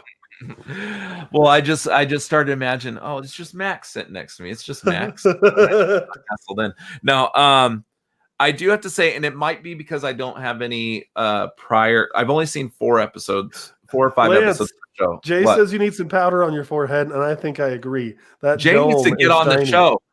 He's supposed to be out with his wife. That's his excuse every week. Where the hell is he? But we I don't have any like prior knowledge about these characters, so maybe I saw this movie a bit prematurely, but the beginning of the movie I felt was a bit slow. Did you I agree. Feel that way? I agree. That's when I fell asleep. Yeah. I was a bit tired. I was exhausted because of the thing I had for work last night, where I didn't go to bed till 2 or 3 in the morning.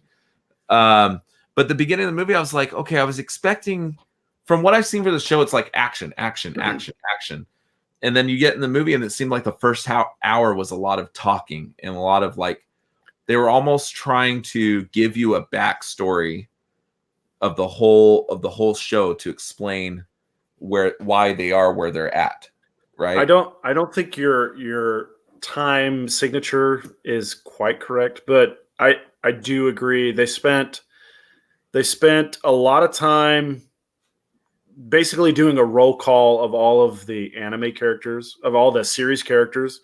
Yeah.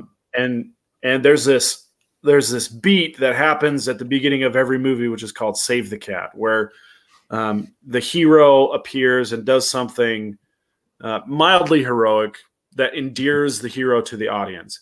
And with this movie, you had 20 protagonists, and each one of them had to save a cat.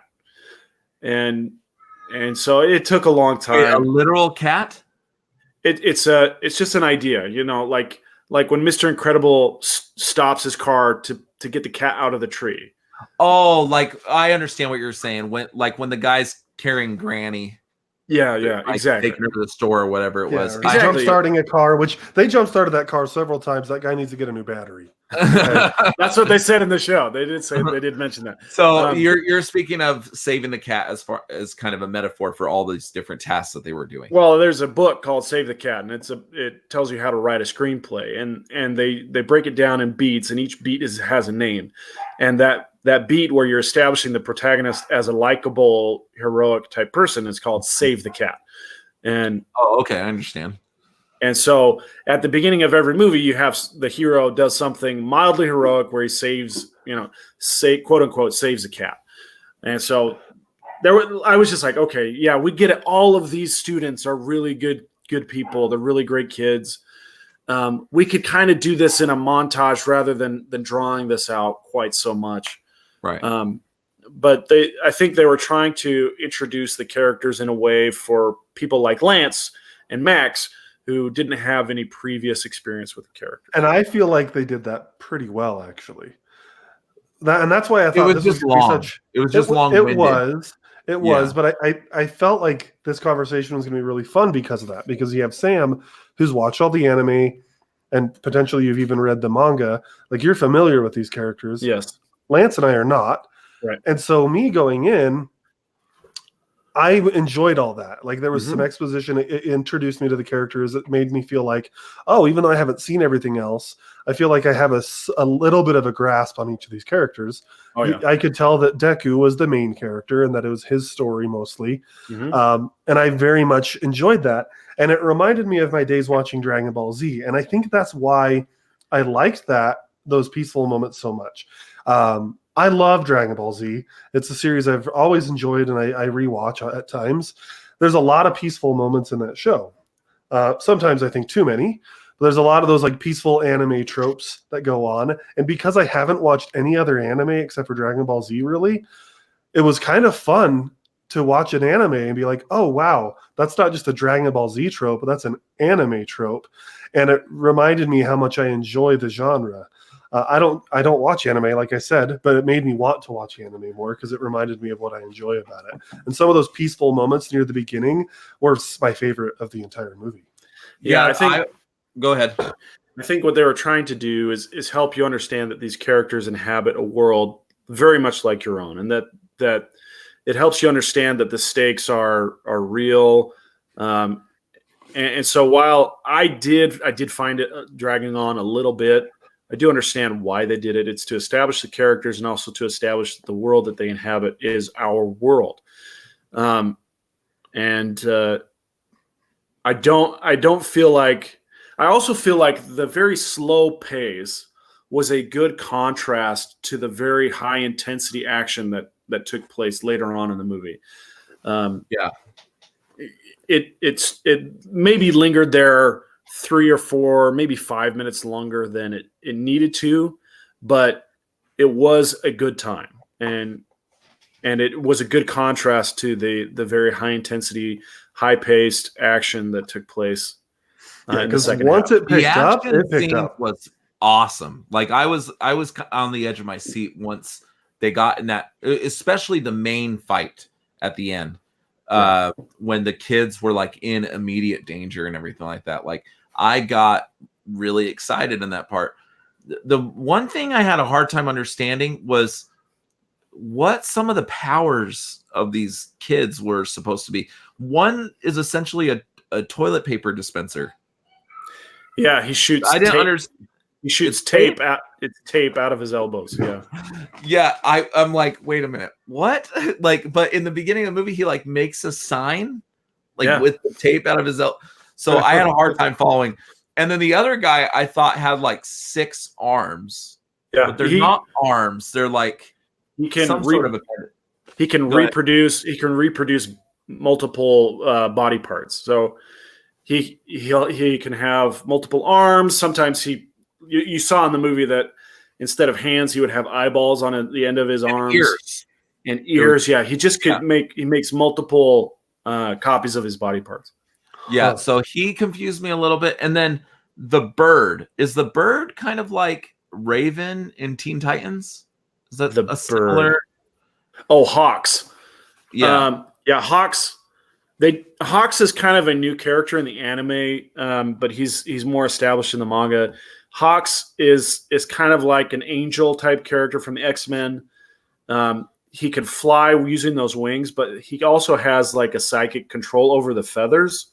And so like he can shoot individual feathers out as weapons, but he can also hear and do surveillance through the feathers themselves. So he's got kind of a different kind of a different power set, but he's at the time that the movie takes place, he's the number 2 hero after Endeavor, who you saw, who was the big fire guy. So so there was one thing that I didn't like. So I think he's talking about someone else. I think Lance is talking about someone else. No, the black bird. That's not who Sam's talking about. Oh, okay. The black birds. Yeah. Okay. Yeah. That's Tokoyami. Tokoyami. He has this shadow doppelganger, and the shadow doppelganger has its own personality, and they're like, it's basically like Peter Pan and his shadow. Okay, so he kind of felt Raven-esque, right? Yeah. Sure. Okay, now who were you talking about? Because I don't remember that at all. At the end of the movie, there's a guy who comes at the end of the movie and kind of is like, he was trying to come rescue them, but they had already kind of like investigating through. Yeah, that's the guy. They didn't touch on that enough. Yeah, like it was what was happening on the other island. Yeah, I'm sorry. There's a lot of different characters. Hawks is a pro hero. Tokoyami is one of the students in Class 1A. Yeah. And does the show focus on the pros or on the students more? It focuses on the students more, but it's like 60-40 students to pros. So the episodes that I've seen, All Might was a pretty he was like a focal point character. It seemed That's like the voice actor of Vegeta, right? What's that? That's the Vegeta voice actor, All Might? Yes. Yeah. So All Might and Deku, like for the first few episodes, it seemed like the story was going to kind of revolve around them a little bit and their relationship. But he's not in a lot of this movie, from what I saw. Yeah. And go ahead. So the thing about the quirk that All Might passes on to Deku is that once he passes it on to Deku, All Might starts to lose his power. So by the time this movie has taken place, All Might is no longer the muscle-bound guy you see on my T-shirt here. He's completely, basically like a deflated balloon. He looks like Kurt Cobain, in my opinion. Yeah. I kept expecting him to sing "Smells Like Teen Spirit." Yeah.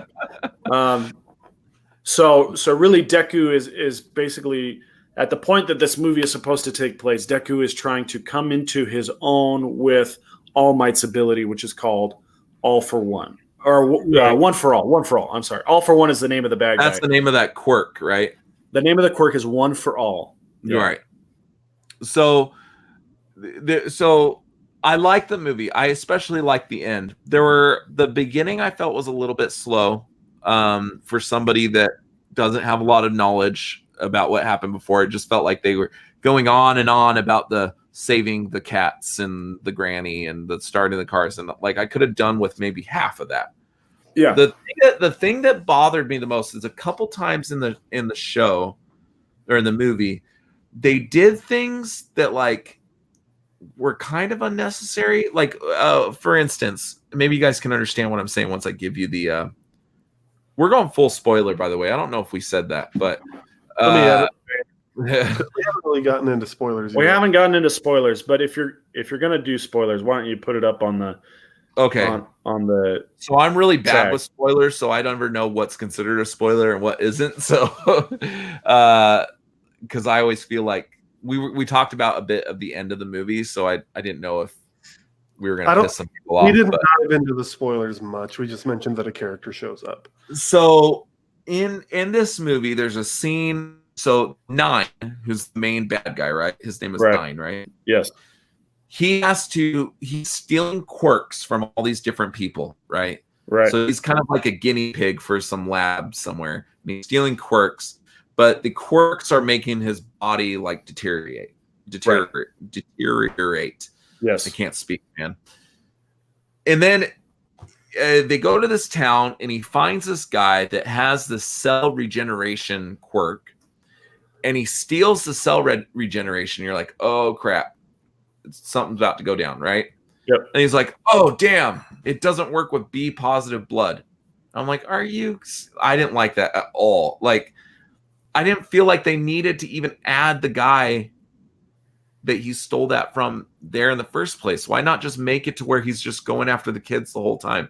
Like, it just seemed like, really, dude, like that bothered me a little bit.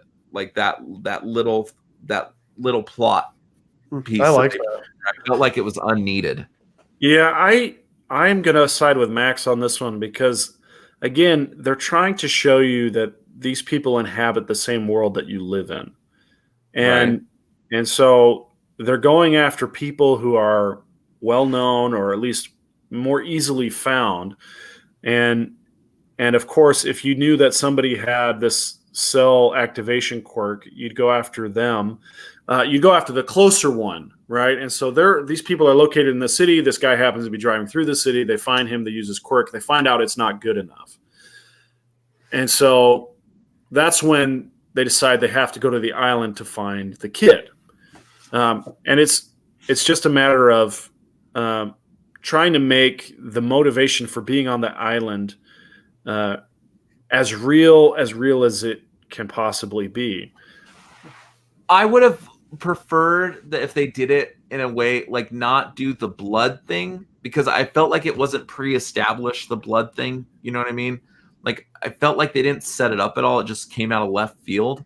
Maybe they could have done something where it wasn't strong enough, or this guy had the quirk and now he doesn't for whatever reason, or something like that. Like, I've just felt like they could have.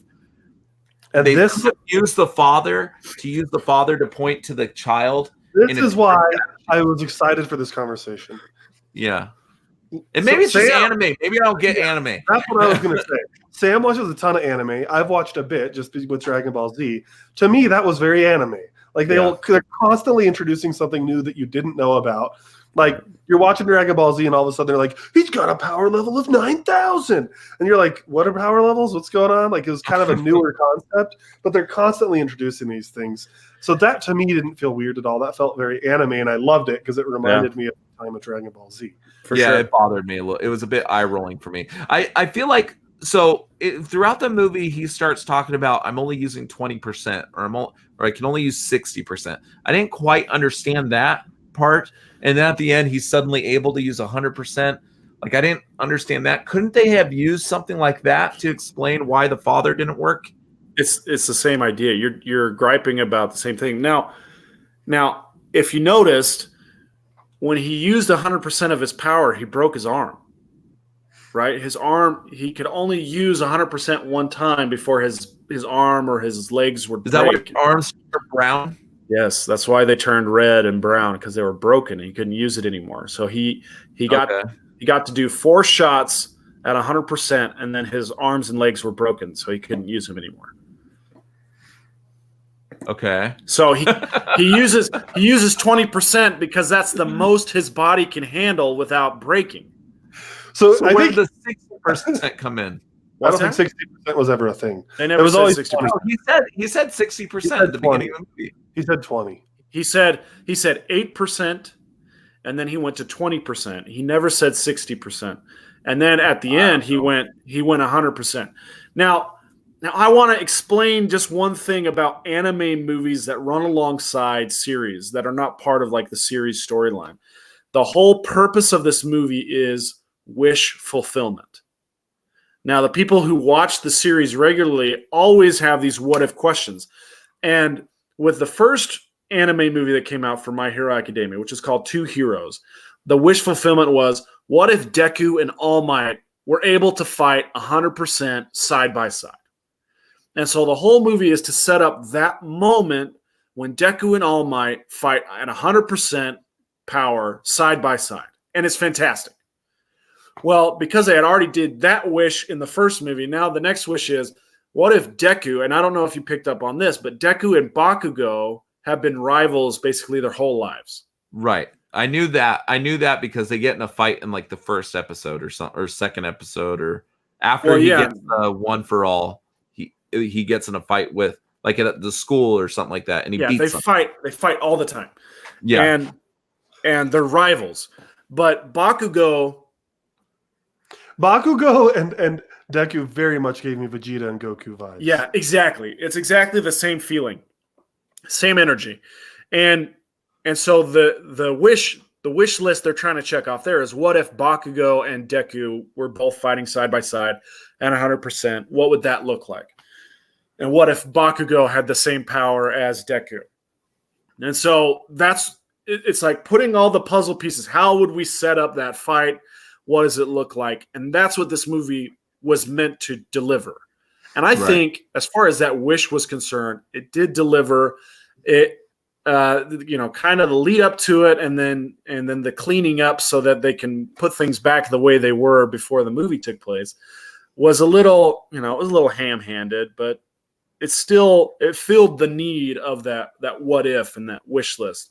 So for someone like me going into this movie that hasn't ever once considered those what ifs, right?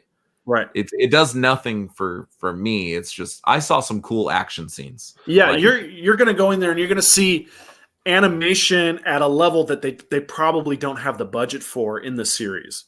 Right. And you're going to see fights, you're going to see characters that are very similar to the tone of the anime, but that don't fit in with the story as it was written initially. So that's what the purpose of the movie is you're gonna get kind of a condensed story arc with lots of action. It's gonna basically be, high calorie, potato chip, high fat, high sugar content, high octane. Sounds awesome. And it gives you that same catharsis that you would get from a season-long story arc in the anime, but it's condensed down to 2 hours. Yeah, and the stuff that I'm saying is not. It didn't make me not like the movie, because I did enjoy this movie. It's particularly the end. It's just there's a couple things that maybe just I'm not an anime fan. I haven't watched many animes even. That I was just like, that just seems so convenient. You know what I mean? Like the end, that was the other one. The end, he passes his one for all to, I forget his name. Deku passes it. Yeah. And they're like, oh, if you do that, you'll never be able to use your quirk again. Right. Yep. And at the end, it's like, oh, the quirk's done something it's never done before, and you still have it. And I'm like, absolutely. What? Yeah, so absolutely. all that crying that everybody was doing in the theater was for naught. Yeah, that's what I was trying to tell my son as he's sobbing into my chest. I was like, dude, it'll be just fine. Everything's gonna be just fine. Well, because season 4 is out, right? Yeah, and this takes place between seasons 3 and 4. Yes. Yeah. Oh, it does? Yes. Okay, so the guy at Hot Topic, because I go to Hot Topic to buy my pops or whatever, and it was just next to it. I was like, yeah, I'm here. Watch this anime that I know nothing about. He goes, oh yeah, this is what the creator wanted the story to end with, or something like that. I didn't realize there was more after it. He was saying that the creator is not going to do another movie because this is what he always envisioned the ending to be. So I had it in my mind. Open-ended. That's not accurate at all. That's not accurate at all. And see, I don't know who to trust or whatever. Don't trust the Hot Topic employee. That's the lesson here. But so I walked into that thinking that there was going to be some absolutes in here. And then when there wasn't absolutes, I walked out completely confused, So I was like, wait a minute. I thought this was supposed to be the end. I don't. No, it's just 100% wish fulfillment. That's all it is. It's like, what is the fight that you really want to see? And because they had already done that fight, what is the fight you second most want to see? And that's what this movie is.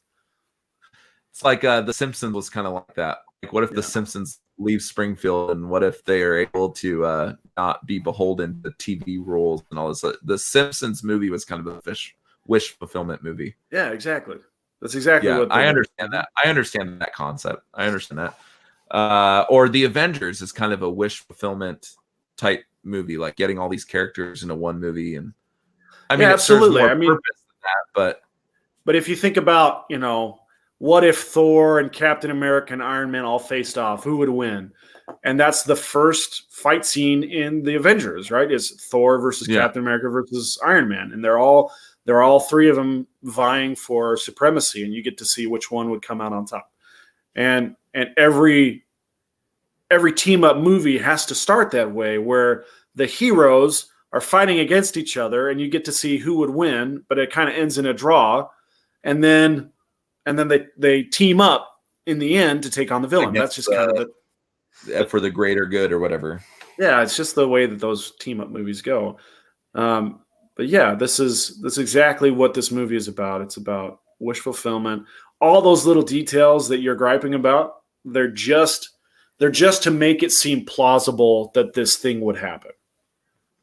They're all just set up for that wish fulfillment at the end. I'm not so much griping. I don't want my comments to be construed as griping. They're just whining. a little bit eye rolling. Whining. Like it was when it happened. I was like, "Oh, really?" Like kind of like eyebrow raising. Eye roll. Oh my gosh, dude. No, I get it, Lance. I did the same thing. I was like, at the end when he's like, "Oh, it did this thing and it's never done." I was like, they had to do it some way. They had to do it somehow. It's a bit. It's worthy of eye roll. Just so you know. Yeah. And any of our listeners who don't watch the show, the way that One for All is passed on is you have to eat the hair of the person who's giving it to you. What? That's how you pass on One for All. But Deku gave it to the other guy. They didn't eat each other's hair. You didn't see it, but that's what happened. Oh my gosh! No, wait, what? That's how Deku gets the power One for All. Is he eats All Might's hair. Max, did you gather that at all? No. I think Sam's messing with me. It sounds legit to me. It does, man. Eat these magic beans in Dragon Ball Z and you're healed.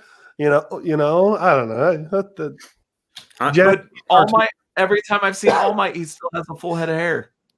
You don't eat all their hair. You eat one hair. One hair. So Lance, hey, it's no more ridiculous than taking one strand of Sonic and using it to power a freaking army of drones. So no, that was eye rolling too. So the thing is, like, what? The thing is, if Lance ever inherited One for All, he could not pass it on to the next guy. Was this all a setup for that joke? No, it's for real. It's for real. That's how it's passed on. You're telling me that the way you get that quirk is by eating another person's hair. Yeah. So first of all, I would never have the One for All because that's disgusting.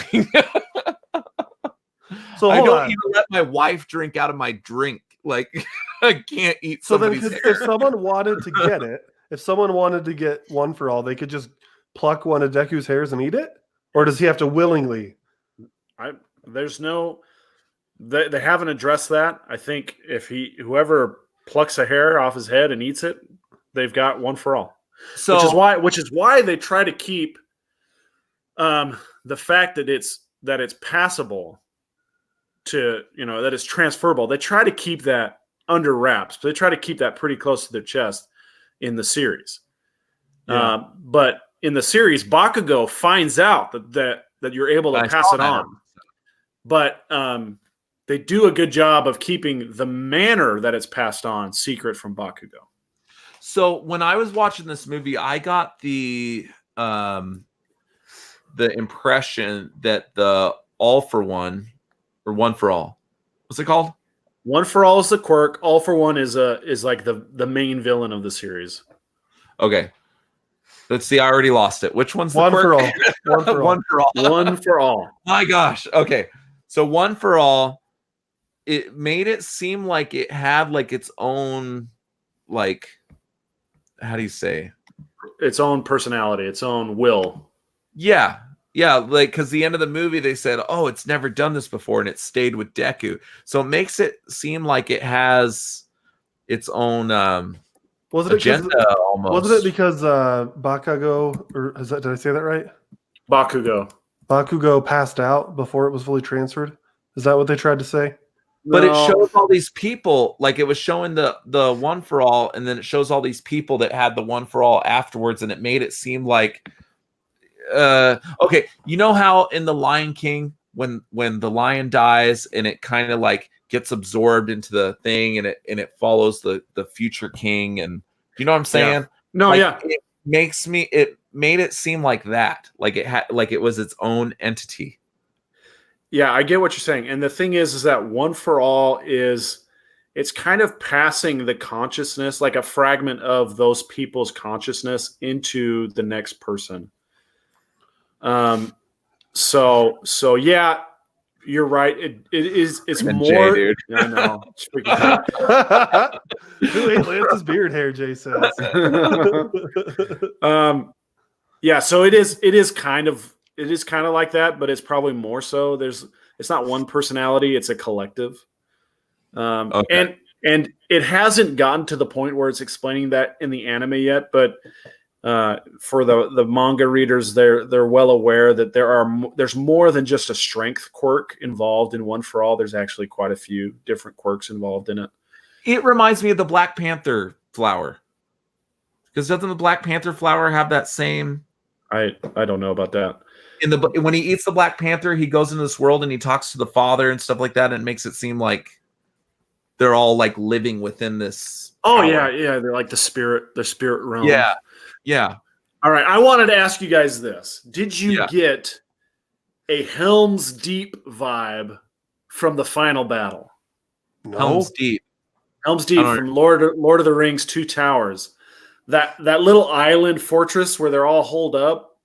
It looked to me a lot like Helm's Deep, or very Lord of the Rings. It looked very Lord of the Rings to me. I got that vibe a little bit. I didn't know what it was called, but I got some Lord of the Rings vibes. Give me one of your nerd cards, man. What? You don't even know what Helm's Deep is. I don't like Lord of the Rings. Man, I know you don't like Lord of the Rings. It's one of our worst issues in our friendship. Not a fan, dude. It's long and boring. You're wrong. First movie, find ring. Second movie, walk forever. And then third movie, throw ring and fire. They could have done that in one movie. No. You have a very misunderstood give me some Harry Potter. I'll deal. That's about the only. Gosh, they're not even in the same league. Anyway, actually, I love Harry Potter. But no, I didn't get Helm's Deep vibes. I see what you mean, though. The castle definitely had a feeling to it, but I didn't get that vibe. Not personally. Well, they do reference Star Wars a lot. I don't know if you caught the Camino reference. They said, "Oh, this is like the shopping mall in Camino." The battle we had in Camino. Well, I did catch that, but I was like, "That's not a Star Wars reference. That's got to be an." I thought it was like something from the anime. No, they reference Star. There's a lot of locations in the series that are Tatooine, Hoth. Hoth, Camino. The design for All for One, who's the villain, he looks like Darth Vader after he takes the helmet off. So yeah, there's definitely some fandom going on from Horikoshi, who's the author. He definitely has a Star Wars little fandom going on there. But I felt like this felt like more of like a Lord of the Rings kind of last stand. I didn't get that vibe, but I see what you mean. I wanted to ask you something. Yeah. So, and it sounds like I'm going to be right here. So the movie showed them at 100% power, which was it rivaled Dragon Ball Z levels of like powerfulness, it seemed like. But the show is much more grounded. Is that accurate? Okay, so the scaling is going up like the first time Deku unleashes his power, it breaks his arm, and it's actually quite humorous. He doesn't know how to control it. He thinks he'll just by using it, he'll be strong enough to use it, but he breaks all of the bones in his body. And so the teachers and the staff at the high school he goes to, they tell him he has to really dial it down, and he has to work his way up until he's strong enough to sustain higher levels of power. And so for some reason, just by thinking, oh, I'm only going to use 20%, he's able to only use 20%. I don't know how to do that. Like I use whatever force is necessary, but I don't know how to say, well, I'm only going to use 20% of my power. Well, that's me in the bedroom. I told my wife I'm just using 20%. Okay, I was trying not to go to the raunchy jokes. When we're talking about the guy that can duplicate body parts, all I could think of was sex jokes. Oh yeah, absolutely, yeah. Like I'm really doing 100%, but to her, she thinks it's only 20. So I'm leaving her wanting more. I'm riding about 20% chub tonight, babe. Oh, that's awesome. Yeah. No, I think the show is very it's unique and it's an original idea, and I enjoyed that. I did get strong like X-Men vibes. Yeah, I don't know that I would say it's a new take on an old idea, right? Where it's like you're taking like a Japanese high school approach to American superheroes, right? But the school idea reminded me of the Professor X's school for gifted youngsters or whatever it's called. I don't remember the exact name. And then it has all these mutant like they all seemed like kind of mutant type kids. 80% of the population has powers. Yeah, except everybody is a mutant. It's not. Yeah, right. It's I got strong X-Men vibes. I got X-Men vibes too, but it was like reverse X-Men. It's the reverse, right? Right, and even some of the like where mutants are much more accepted because there's more of them and more of the population is mutants and stuff. So you don't really have that minority story that X-Men really falls on a lot, right? Right, exactly. But some of the powers were even very X-Men-y. Like I felt like that one dude was pretty much Iceman, and then the girl with the red hair that flies out like even had like the Wolverine style claws and stuff like that. Like I got a lot of X-Men references. Yeah, dude. I mean, the powers have been done before. Yeah.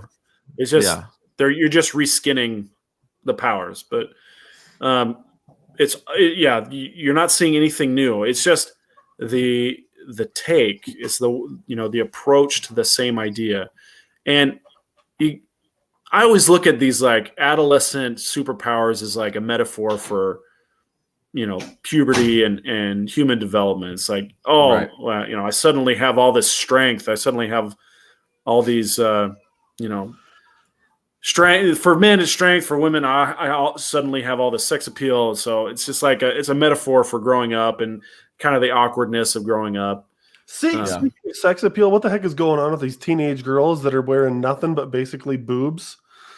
Like you're talking about in the movie? No, that one chick was like wearing nothing but like her whole chest was exposed except for like her nipples. See, and that's an anime trope, but I was like, goodness gracious. Well, the anime movies that I've seen, like this was tame compared to like the other anime things I've seen. It is tame, and I do understand. Like, it's kind of a knock on the superhero designs or the female superhero designs where their costumes are absolutely impractical.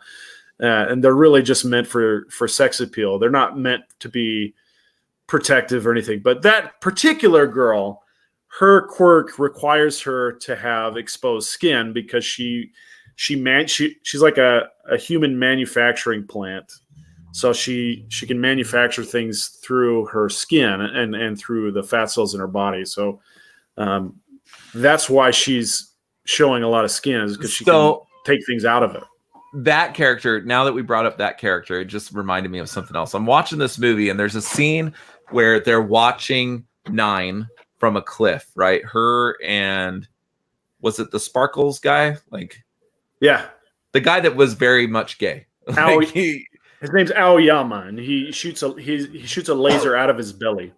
Yeah. So when she's like kneeling down and like looking through something at 9 and like that scene seemed very, very sexual, like immensely so. Did either of you get that vibe? No. I swear the guy next to me was gonna have a heart attack. Like I don't know, dude. Like the way she was talking, she's like bent over and she's talking very like breathly, like I don't know. No way. I'm looking at him I'm like, is this supposed to like? I did not get that. Are they trying to arouse people? Because this is a cartoon. Like I was having a hard time. There's a lot of people that get aroused by this stuff. There is a big market for it. I'm telling you, I heard the guy next to me audibly like gasp. The guy, the cup guy, like, dude, like heart palpitations. Like he was. You're kidding me. He's probably one of these guys that thought the halftime show was pornographic. So I hear him. He's looking at this girl, and then she's kind of like bent over. I'm like, why is she bent over? Like I don't understand. Hiding. But she's not doing a whole good job. She's behind a rock, and you see her whole torso above. It's not a rock. It's a camouflage. She's camouflaged. I don't know. I didn't find anything sexual about that at all. There was nothing in this movie that made me feel sexually aroused in the slightest. I did not say it made me feel sexually aroused. I'm saying the dude next to me was feeling sexually aroused. Dude. And I felt weird to be that. Call the cops on that guy. Yeah. That's gross. I don't know. But the part that struck me the most was the very loud crying from the audience. Like I just was shocked because I don't know if I've ever heard anything like that in a movie. It's weird. I've cried in movies. Oops, sorry. But you kind of do it like to yourself. Well, yeah, I've never like sobbed like that, but There were several people from different areas of the theater. Even Endgame didn't really make me cry. Infinity War, I probably shed a couple tears at the Spider-Man scene because it was sad. But like the only movies I can think of that really made me cry were why am I blanking on the name of it? Call of the Brave, I think is what it's called. Rudy. No, not Rudy, but like I think it's Call of the Brave. The firefighters one. The firefighter one, yeah, that one made me cry. That one was very. You guys don't cry when you watch Rudy? I do not. I got teary-eyed when I watched Rudy. I haven't watched anything Rudy that's good though. It doesn't always have to be something sad either. Like the scene, I'm trying to remember. Dad scenes. Heartfelt father-son relationships, like those always make me cry. Well, don't get me wrong. There are things that make me cry, but like generally nerdy things don't. But like, okay, that scene where Iron Man's dying and Gwyneth Paltrow is hanging over Robert Downey Jr. Yeah, and Peter Parker, like they're trying to pull Peter Parker off of Robert Downey Jr. Right? Like Peter Parker doesn't want to leave him. It was so reminiscent from the beginning of the movie where Robert Downey Jr. is holding Peter Parker, dude. It got me right in the feels. That's fair. I can see why it gets people. It just doesn't get me, and I don't know why. But like every week you have no soul. But every week when I watch This Is Us and A Million Little Things, I get choked up every single week. Like those shows get me. Every the last time. episode of A Million Little Things was so good. Did you watch that one, Sam? I don't watch network TV hardly at all. A Million Little Things is fantastic. It is. Yeah, I probably won't. I probably never watch it. It's on Hulu. It's very soapy. Seems very soapy to me. It's I did tell my wife that like it feels soap opera-y, but it's like without all the murder. It's more dipped in real life. Do you know what I mean? Like soap operas like do like extra like they overplay things really big, right? Mm-hmm. A Million Little Things seems like this could actually happen. So they don't do like they take real things that happen. They just no one's life is that dramatic. They just real drama. Most people have like one or two real life altering events in their whole life, and then these soap opera things just like take hundreds of them and pack them into a season. You know, The reason I like A Million Little Things so much though is it has Sean Spencer from Psych in it. Oh, he's so good. James Roday. Yes, and he is. If you don't watch that show for any other reason, watch it for him because he is the best part of the show. He's great. Does he call anybody else Guy Buttersnaps? No. Speaking of, Psych 2 is coming out soon. The new movie. Yeah, I'm thrilled. And Detective Lassie Come Home. Yeah, he plays a main role in it. So, Max, are you familiar with that show? I've watched the first season. Okay, well, they did a movie a couple years ago, and the actor that plays Lassie couldn't be in it because he had a stroke. And so, so he actually had a stroke. So he's not like just acting that in This Is Us. Wow, okay. He's in This Is Us? Yeah, and he's like a disabled man in This Is Us. Lassie? Yeah. Oh, I didn't know he was in This Is Us. But he did Supernatural. He played Kane. He played Kane in Supernatural. He did a season arc. And then very shortly after, he had this stroke that kind of derailed his career a little bit. But now this new movie's coming out, and he's supposed to be a starring role. Oh, good. That's awesome. I love the actor. And Jay's saying real men cry. Don't get me wrong, Jay. I cry plenty. The superhero stuff doesn't get me. But what does is the final scene of Fast 7. Because Paul Walker actually died, and like that's sad. He died so early. You cried like a little girl when I kicked you in the nuts the other week. I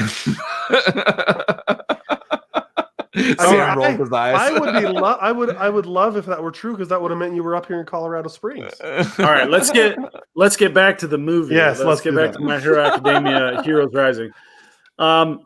Let's give a verdict or a pitch or whatever you want to do. Let's do it.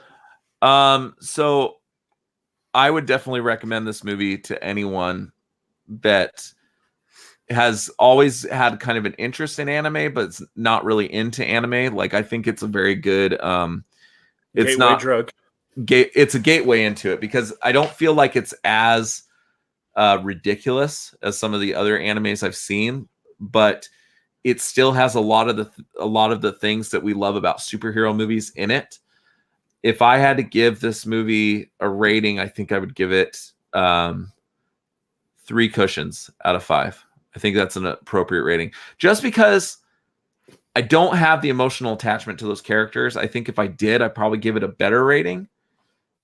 And I don't fully understand a lot of the typical anime stuff, like we went through with the type B blood and like the ending scene and stuff like that. Like, that stuff kind of took me out of it a little bit. And it seems like it didn't with you guys, because you have more of that relationship with anime shows. I don't. So it seemed weird to me. Yeah. But I still liked it. It made me more interested in watching the TV show, which I was kind of getting into the TV show. I just had a crazy week, so I haven't been able to watch more of it. But it's a cool idea. It's not Pokemon. Like, Pokemon's stupid, and like I can't get into that. Is that your only reference for anime? Is Pokemon? I feel like Pokemon is like probably the most recognizable to like regular lame. I'd say Dragon Ball Z is probably the most recognizable. I don't know. If you show my dad a picture of Goku and a picture of Pikachu, he's going to know Pikachu before he knows Goku. All right. I got to tell you guys. There was a State Farm posted an ad on Facebook, and the ad features 2 people. It features Miley Flanagan and Alfonso Ribeiro. And you guys don't know who Miley Flanagan is, but she is the voice of Naruto Uzumaki from Naruto the anime. Yeah. And every comment to those posts was, "Hey, it's Naruto. It's Naruto." Nobody recognized Alfonso Ribeiro. What? Carlton, right? Carlton, yeah. Anime is huge. Nobody said anything about Carlton. Everything was about Naruto. Well, yeah, because anime fans are like die hard. She is a 50, 60-year-old woman. So okay. And everybody recognized that was the voice of Naruto Uzumaki. Everybody.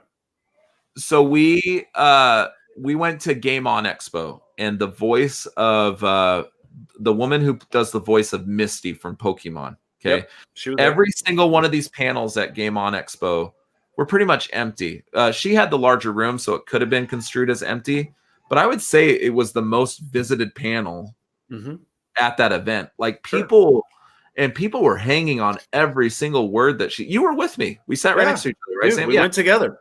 Yeah. People were hanging on every single word that this woman had. And Sam and I are sitting there, and I think we're just sitting in there. I think, in fact, since I'm going to watch My Hero Academia, I want you guys to watch the Supernatural anime. I'll think about it. I didn't know there was such a thing. I have the whole first season. Anyway, we're getting totally off track. You give your rating. So I thought that we were just sitting in this place to rest our feet. It was a quiet area that we could rest our feet. And I had to lean to Sam, like, who the hell is that? And he looked at me like I just got off of a spaceship. That I didn't know who this woman was. Do you remember that exchange, Sam? Yes. Yeah. I'm sure I would feel the same way if we were in the panel with Nolan North, who's voiced like tons of video game characters. I would know him. Like Sam probably wouldn't. And Sam would be like, who the hell is this guy? And I'd be like, you shut your mouth, you ignorant slut. Okay, so I've given my 2 cents on this movie. Go see it even if you're not into animes, but it's a good movie. Yeah. We'll hold Sam for last since he's the most invested with these characters. Max, what is your? Well, I refuse to rate it until Sam does. Okay. I'm just kidding. I'm going to give it 3 out of 5 and a throw pillow, so 3.5. Yeah, we're similar. I liked it. I liked it a lot. It doesn't quite range into a 4 for me, but I very much enjoyed it, and it's gotten me more interested in watching anime again. So now I've got to decide what do I want to watch? Do I want to start watching My Hero Academia? Do I want to watch Naruto? What do I want to do? But the Naruto thing, my kids watch that, and I just can't get into it. And do you know there's a Boruto? Yes. So there's Naruto and Boruto. Are they the same thing? It's a generational thing. So Naruto is the older generation. Boruto is the next generation. Okay. I only know this because there was a ton of Funko Pops that came out just like 2 days ago for Boruto, and I had no idea what that was. It sounds like burrito. Anyway, what's your rating here, Sam? I'm going to give it a 3.5. I thought it was really fun. I also agree with Lance that a lot of the setup to get to that wish fulfillment was it was clunky. I think is a good word for it. It was clunky. But it was a lot of fun. It was, the fight scenes were really incredibly animated. Yeah, I agree. The characters are very likable. They're very, you can root for them. You can get behind them. They feel like people that you might know. And it's just incredibly intense action. My kids were all really, really into it. I was excited during the fight scenes. I thought it was just a ton of fun. And are you starting to cry? Was it that emotional? Oh gosh, I was thinking, honestly, but the first My Hero Academia movie is called Two Heroes, and I would say if you like this one, you would really, really, really enjoy Two Heroes. Do you know if Two Heroes is on any of the streaming services? I don't think it is on any of the regular streaming services. I know you can get it on YouTube, but you'll have to rent or buy it. But it is really good. And I think for people who are just getting into the anime, that one's going to resonate a lot more with you because All Might plays a much bigger role. Well, and he's the most recognizable character, I think, right? Oh, yeah, absolutely. Series. Absolutely. He's the most recognizable. And that one is more All Might centric than this one was. And this one, All Might barely has a handful of lines. Yeah. And it's more about Deku and Bakugo's rivalry and friendship. But it was a good time. So, yeah, I'll give it a 3.5. Am I the only one that saw the Kurt Cobain thing? Like, no, you're not the only one. But I just thought he looked funny. I saw him. I was like, holy crap! They made a cartoon character out of Kurt Cobain. I just thought it was a mutation. Now I got to tell you that when I first saw, so I've been following the magazine that produces or that publishes the My Hero Academia comic. I've been following them for many, many years. And so when they first introduced this comic, I was not interested in reading it because of the weak All Might's design. I was like, this is so grotesque. I'm not really interested in this. But there was this one guy, one of the villains. He has, instead of a mask, there's a hand over his face. Yeah, we saw that guy. His Tomuro. Yeah, I didn't understand Shigaraki. He has a hand instead of a mask, and it's such a creepy design for a villain. I love. Is it his hand? No, it's his dad's hand. Oh, nice. Weird. He killed his dad, and that was the souvenir he kept. And so he has his full costume. Not only has the hand over his face, but it has hands all over his body from other victims that he's taken. But it's such a creepy design. I was like, oh my gosh, for a villain, that is such a great design. Yeah. And I eventually did get into it, and I was like, okay, now I understand why All Might has to be kind of grotesque in this weak form. And he basically has to be unrecognizable as All Might. But it is a good series. I enjoy it a lot. It's not my favorite series. One Piece will always be my favorite, but I do spend a lot of time following My Hero Academia. So then I have a question. Yeah.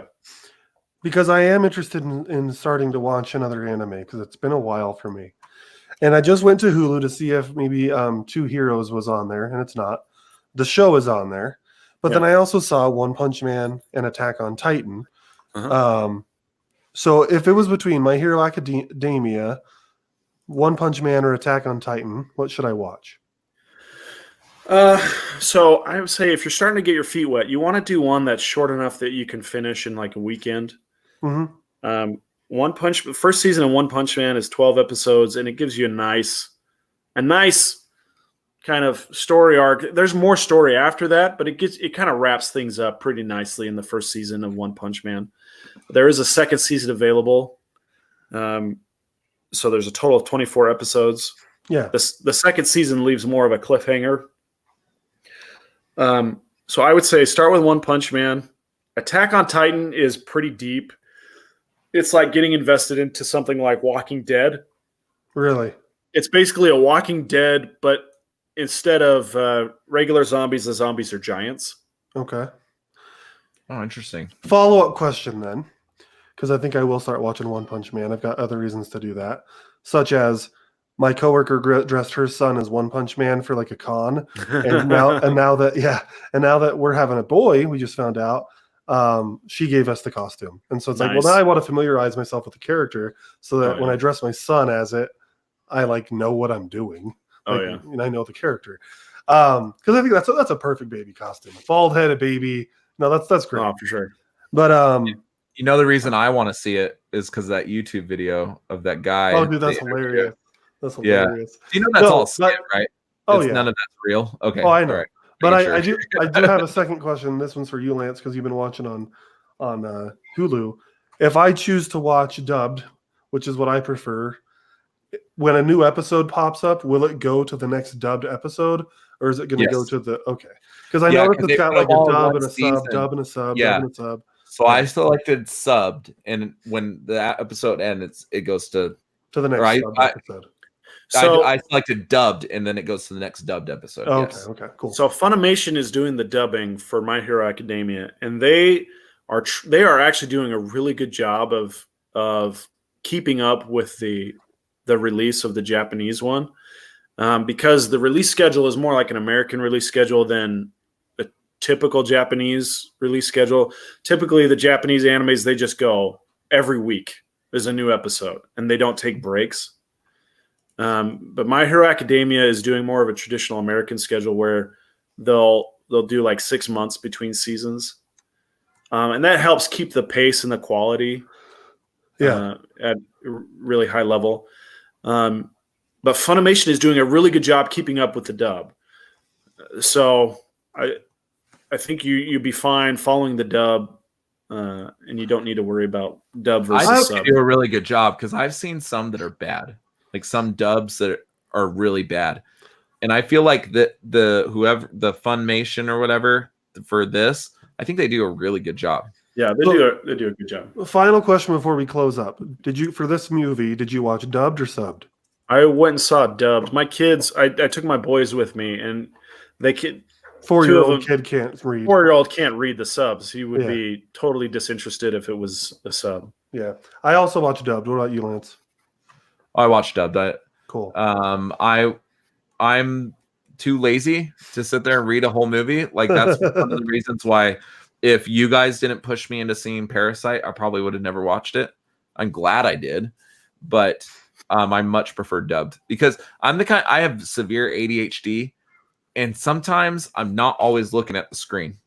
You know, I'm looking at my phone, looking at whatever. Like my mind tends to wander. But I've never noticed that.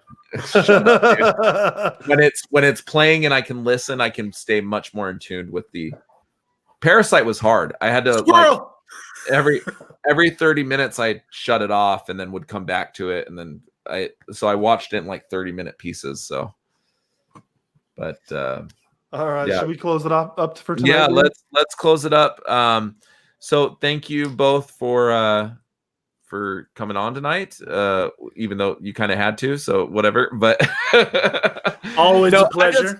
I'm just really grateful that Sam, you know, I feel like Sam kind of I don't want to say pushed because that makes it seem more forceful, but he kind of nudged us into seeing this movie, and I'm really happy you did, Sam. So thank you for that. Pleasure. Thank you for expanding our horizons a little bit. But a lot of good stories out there. Yeah, we'll discuss offline what we're going to discuss next week.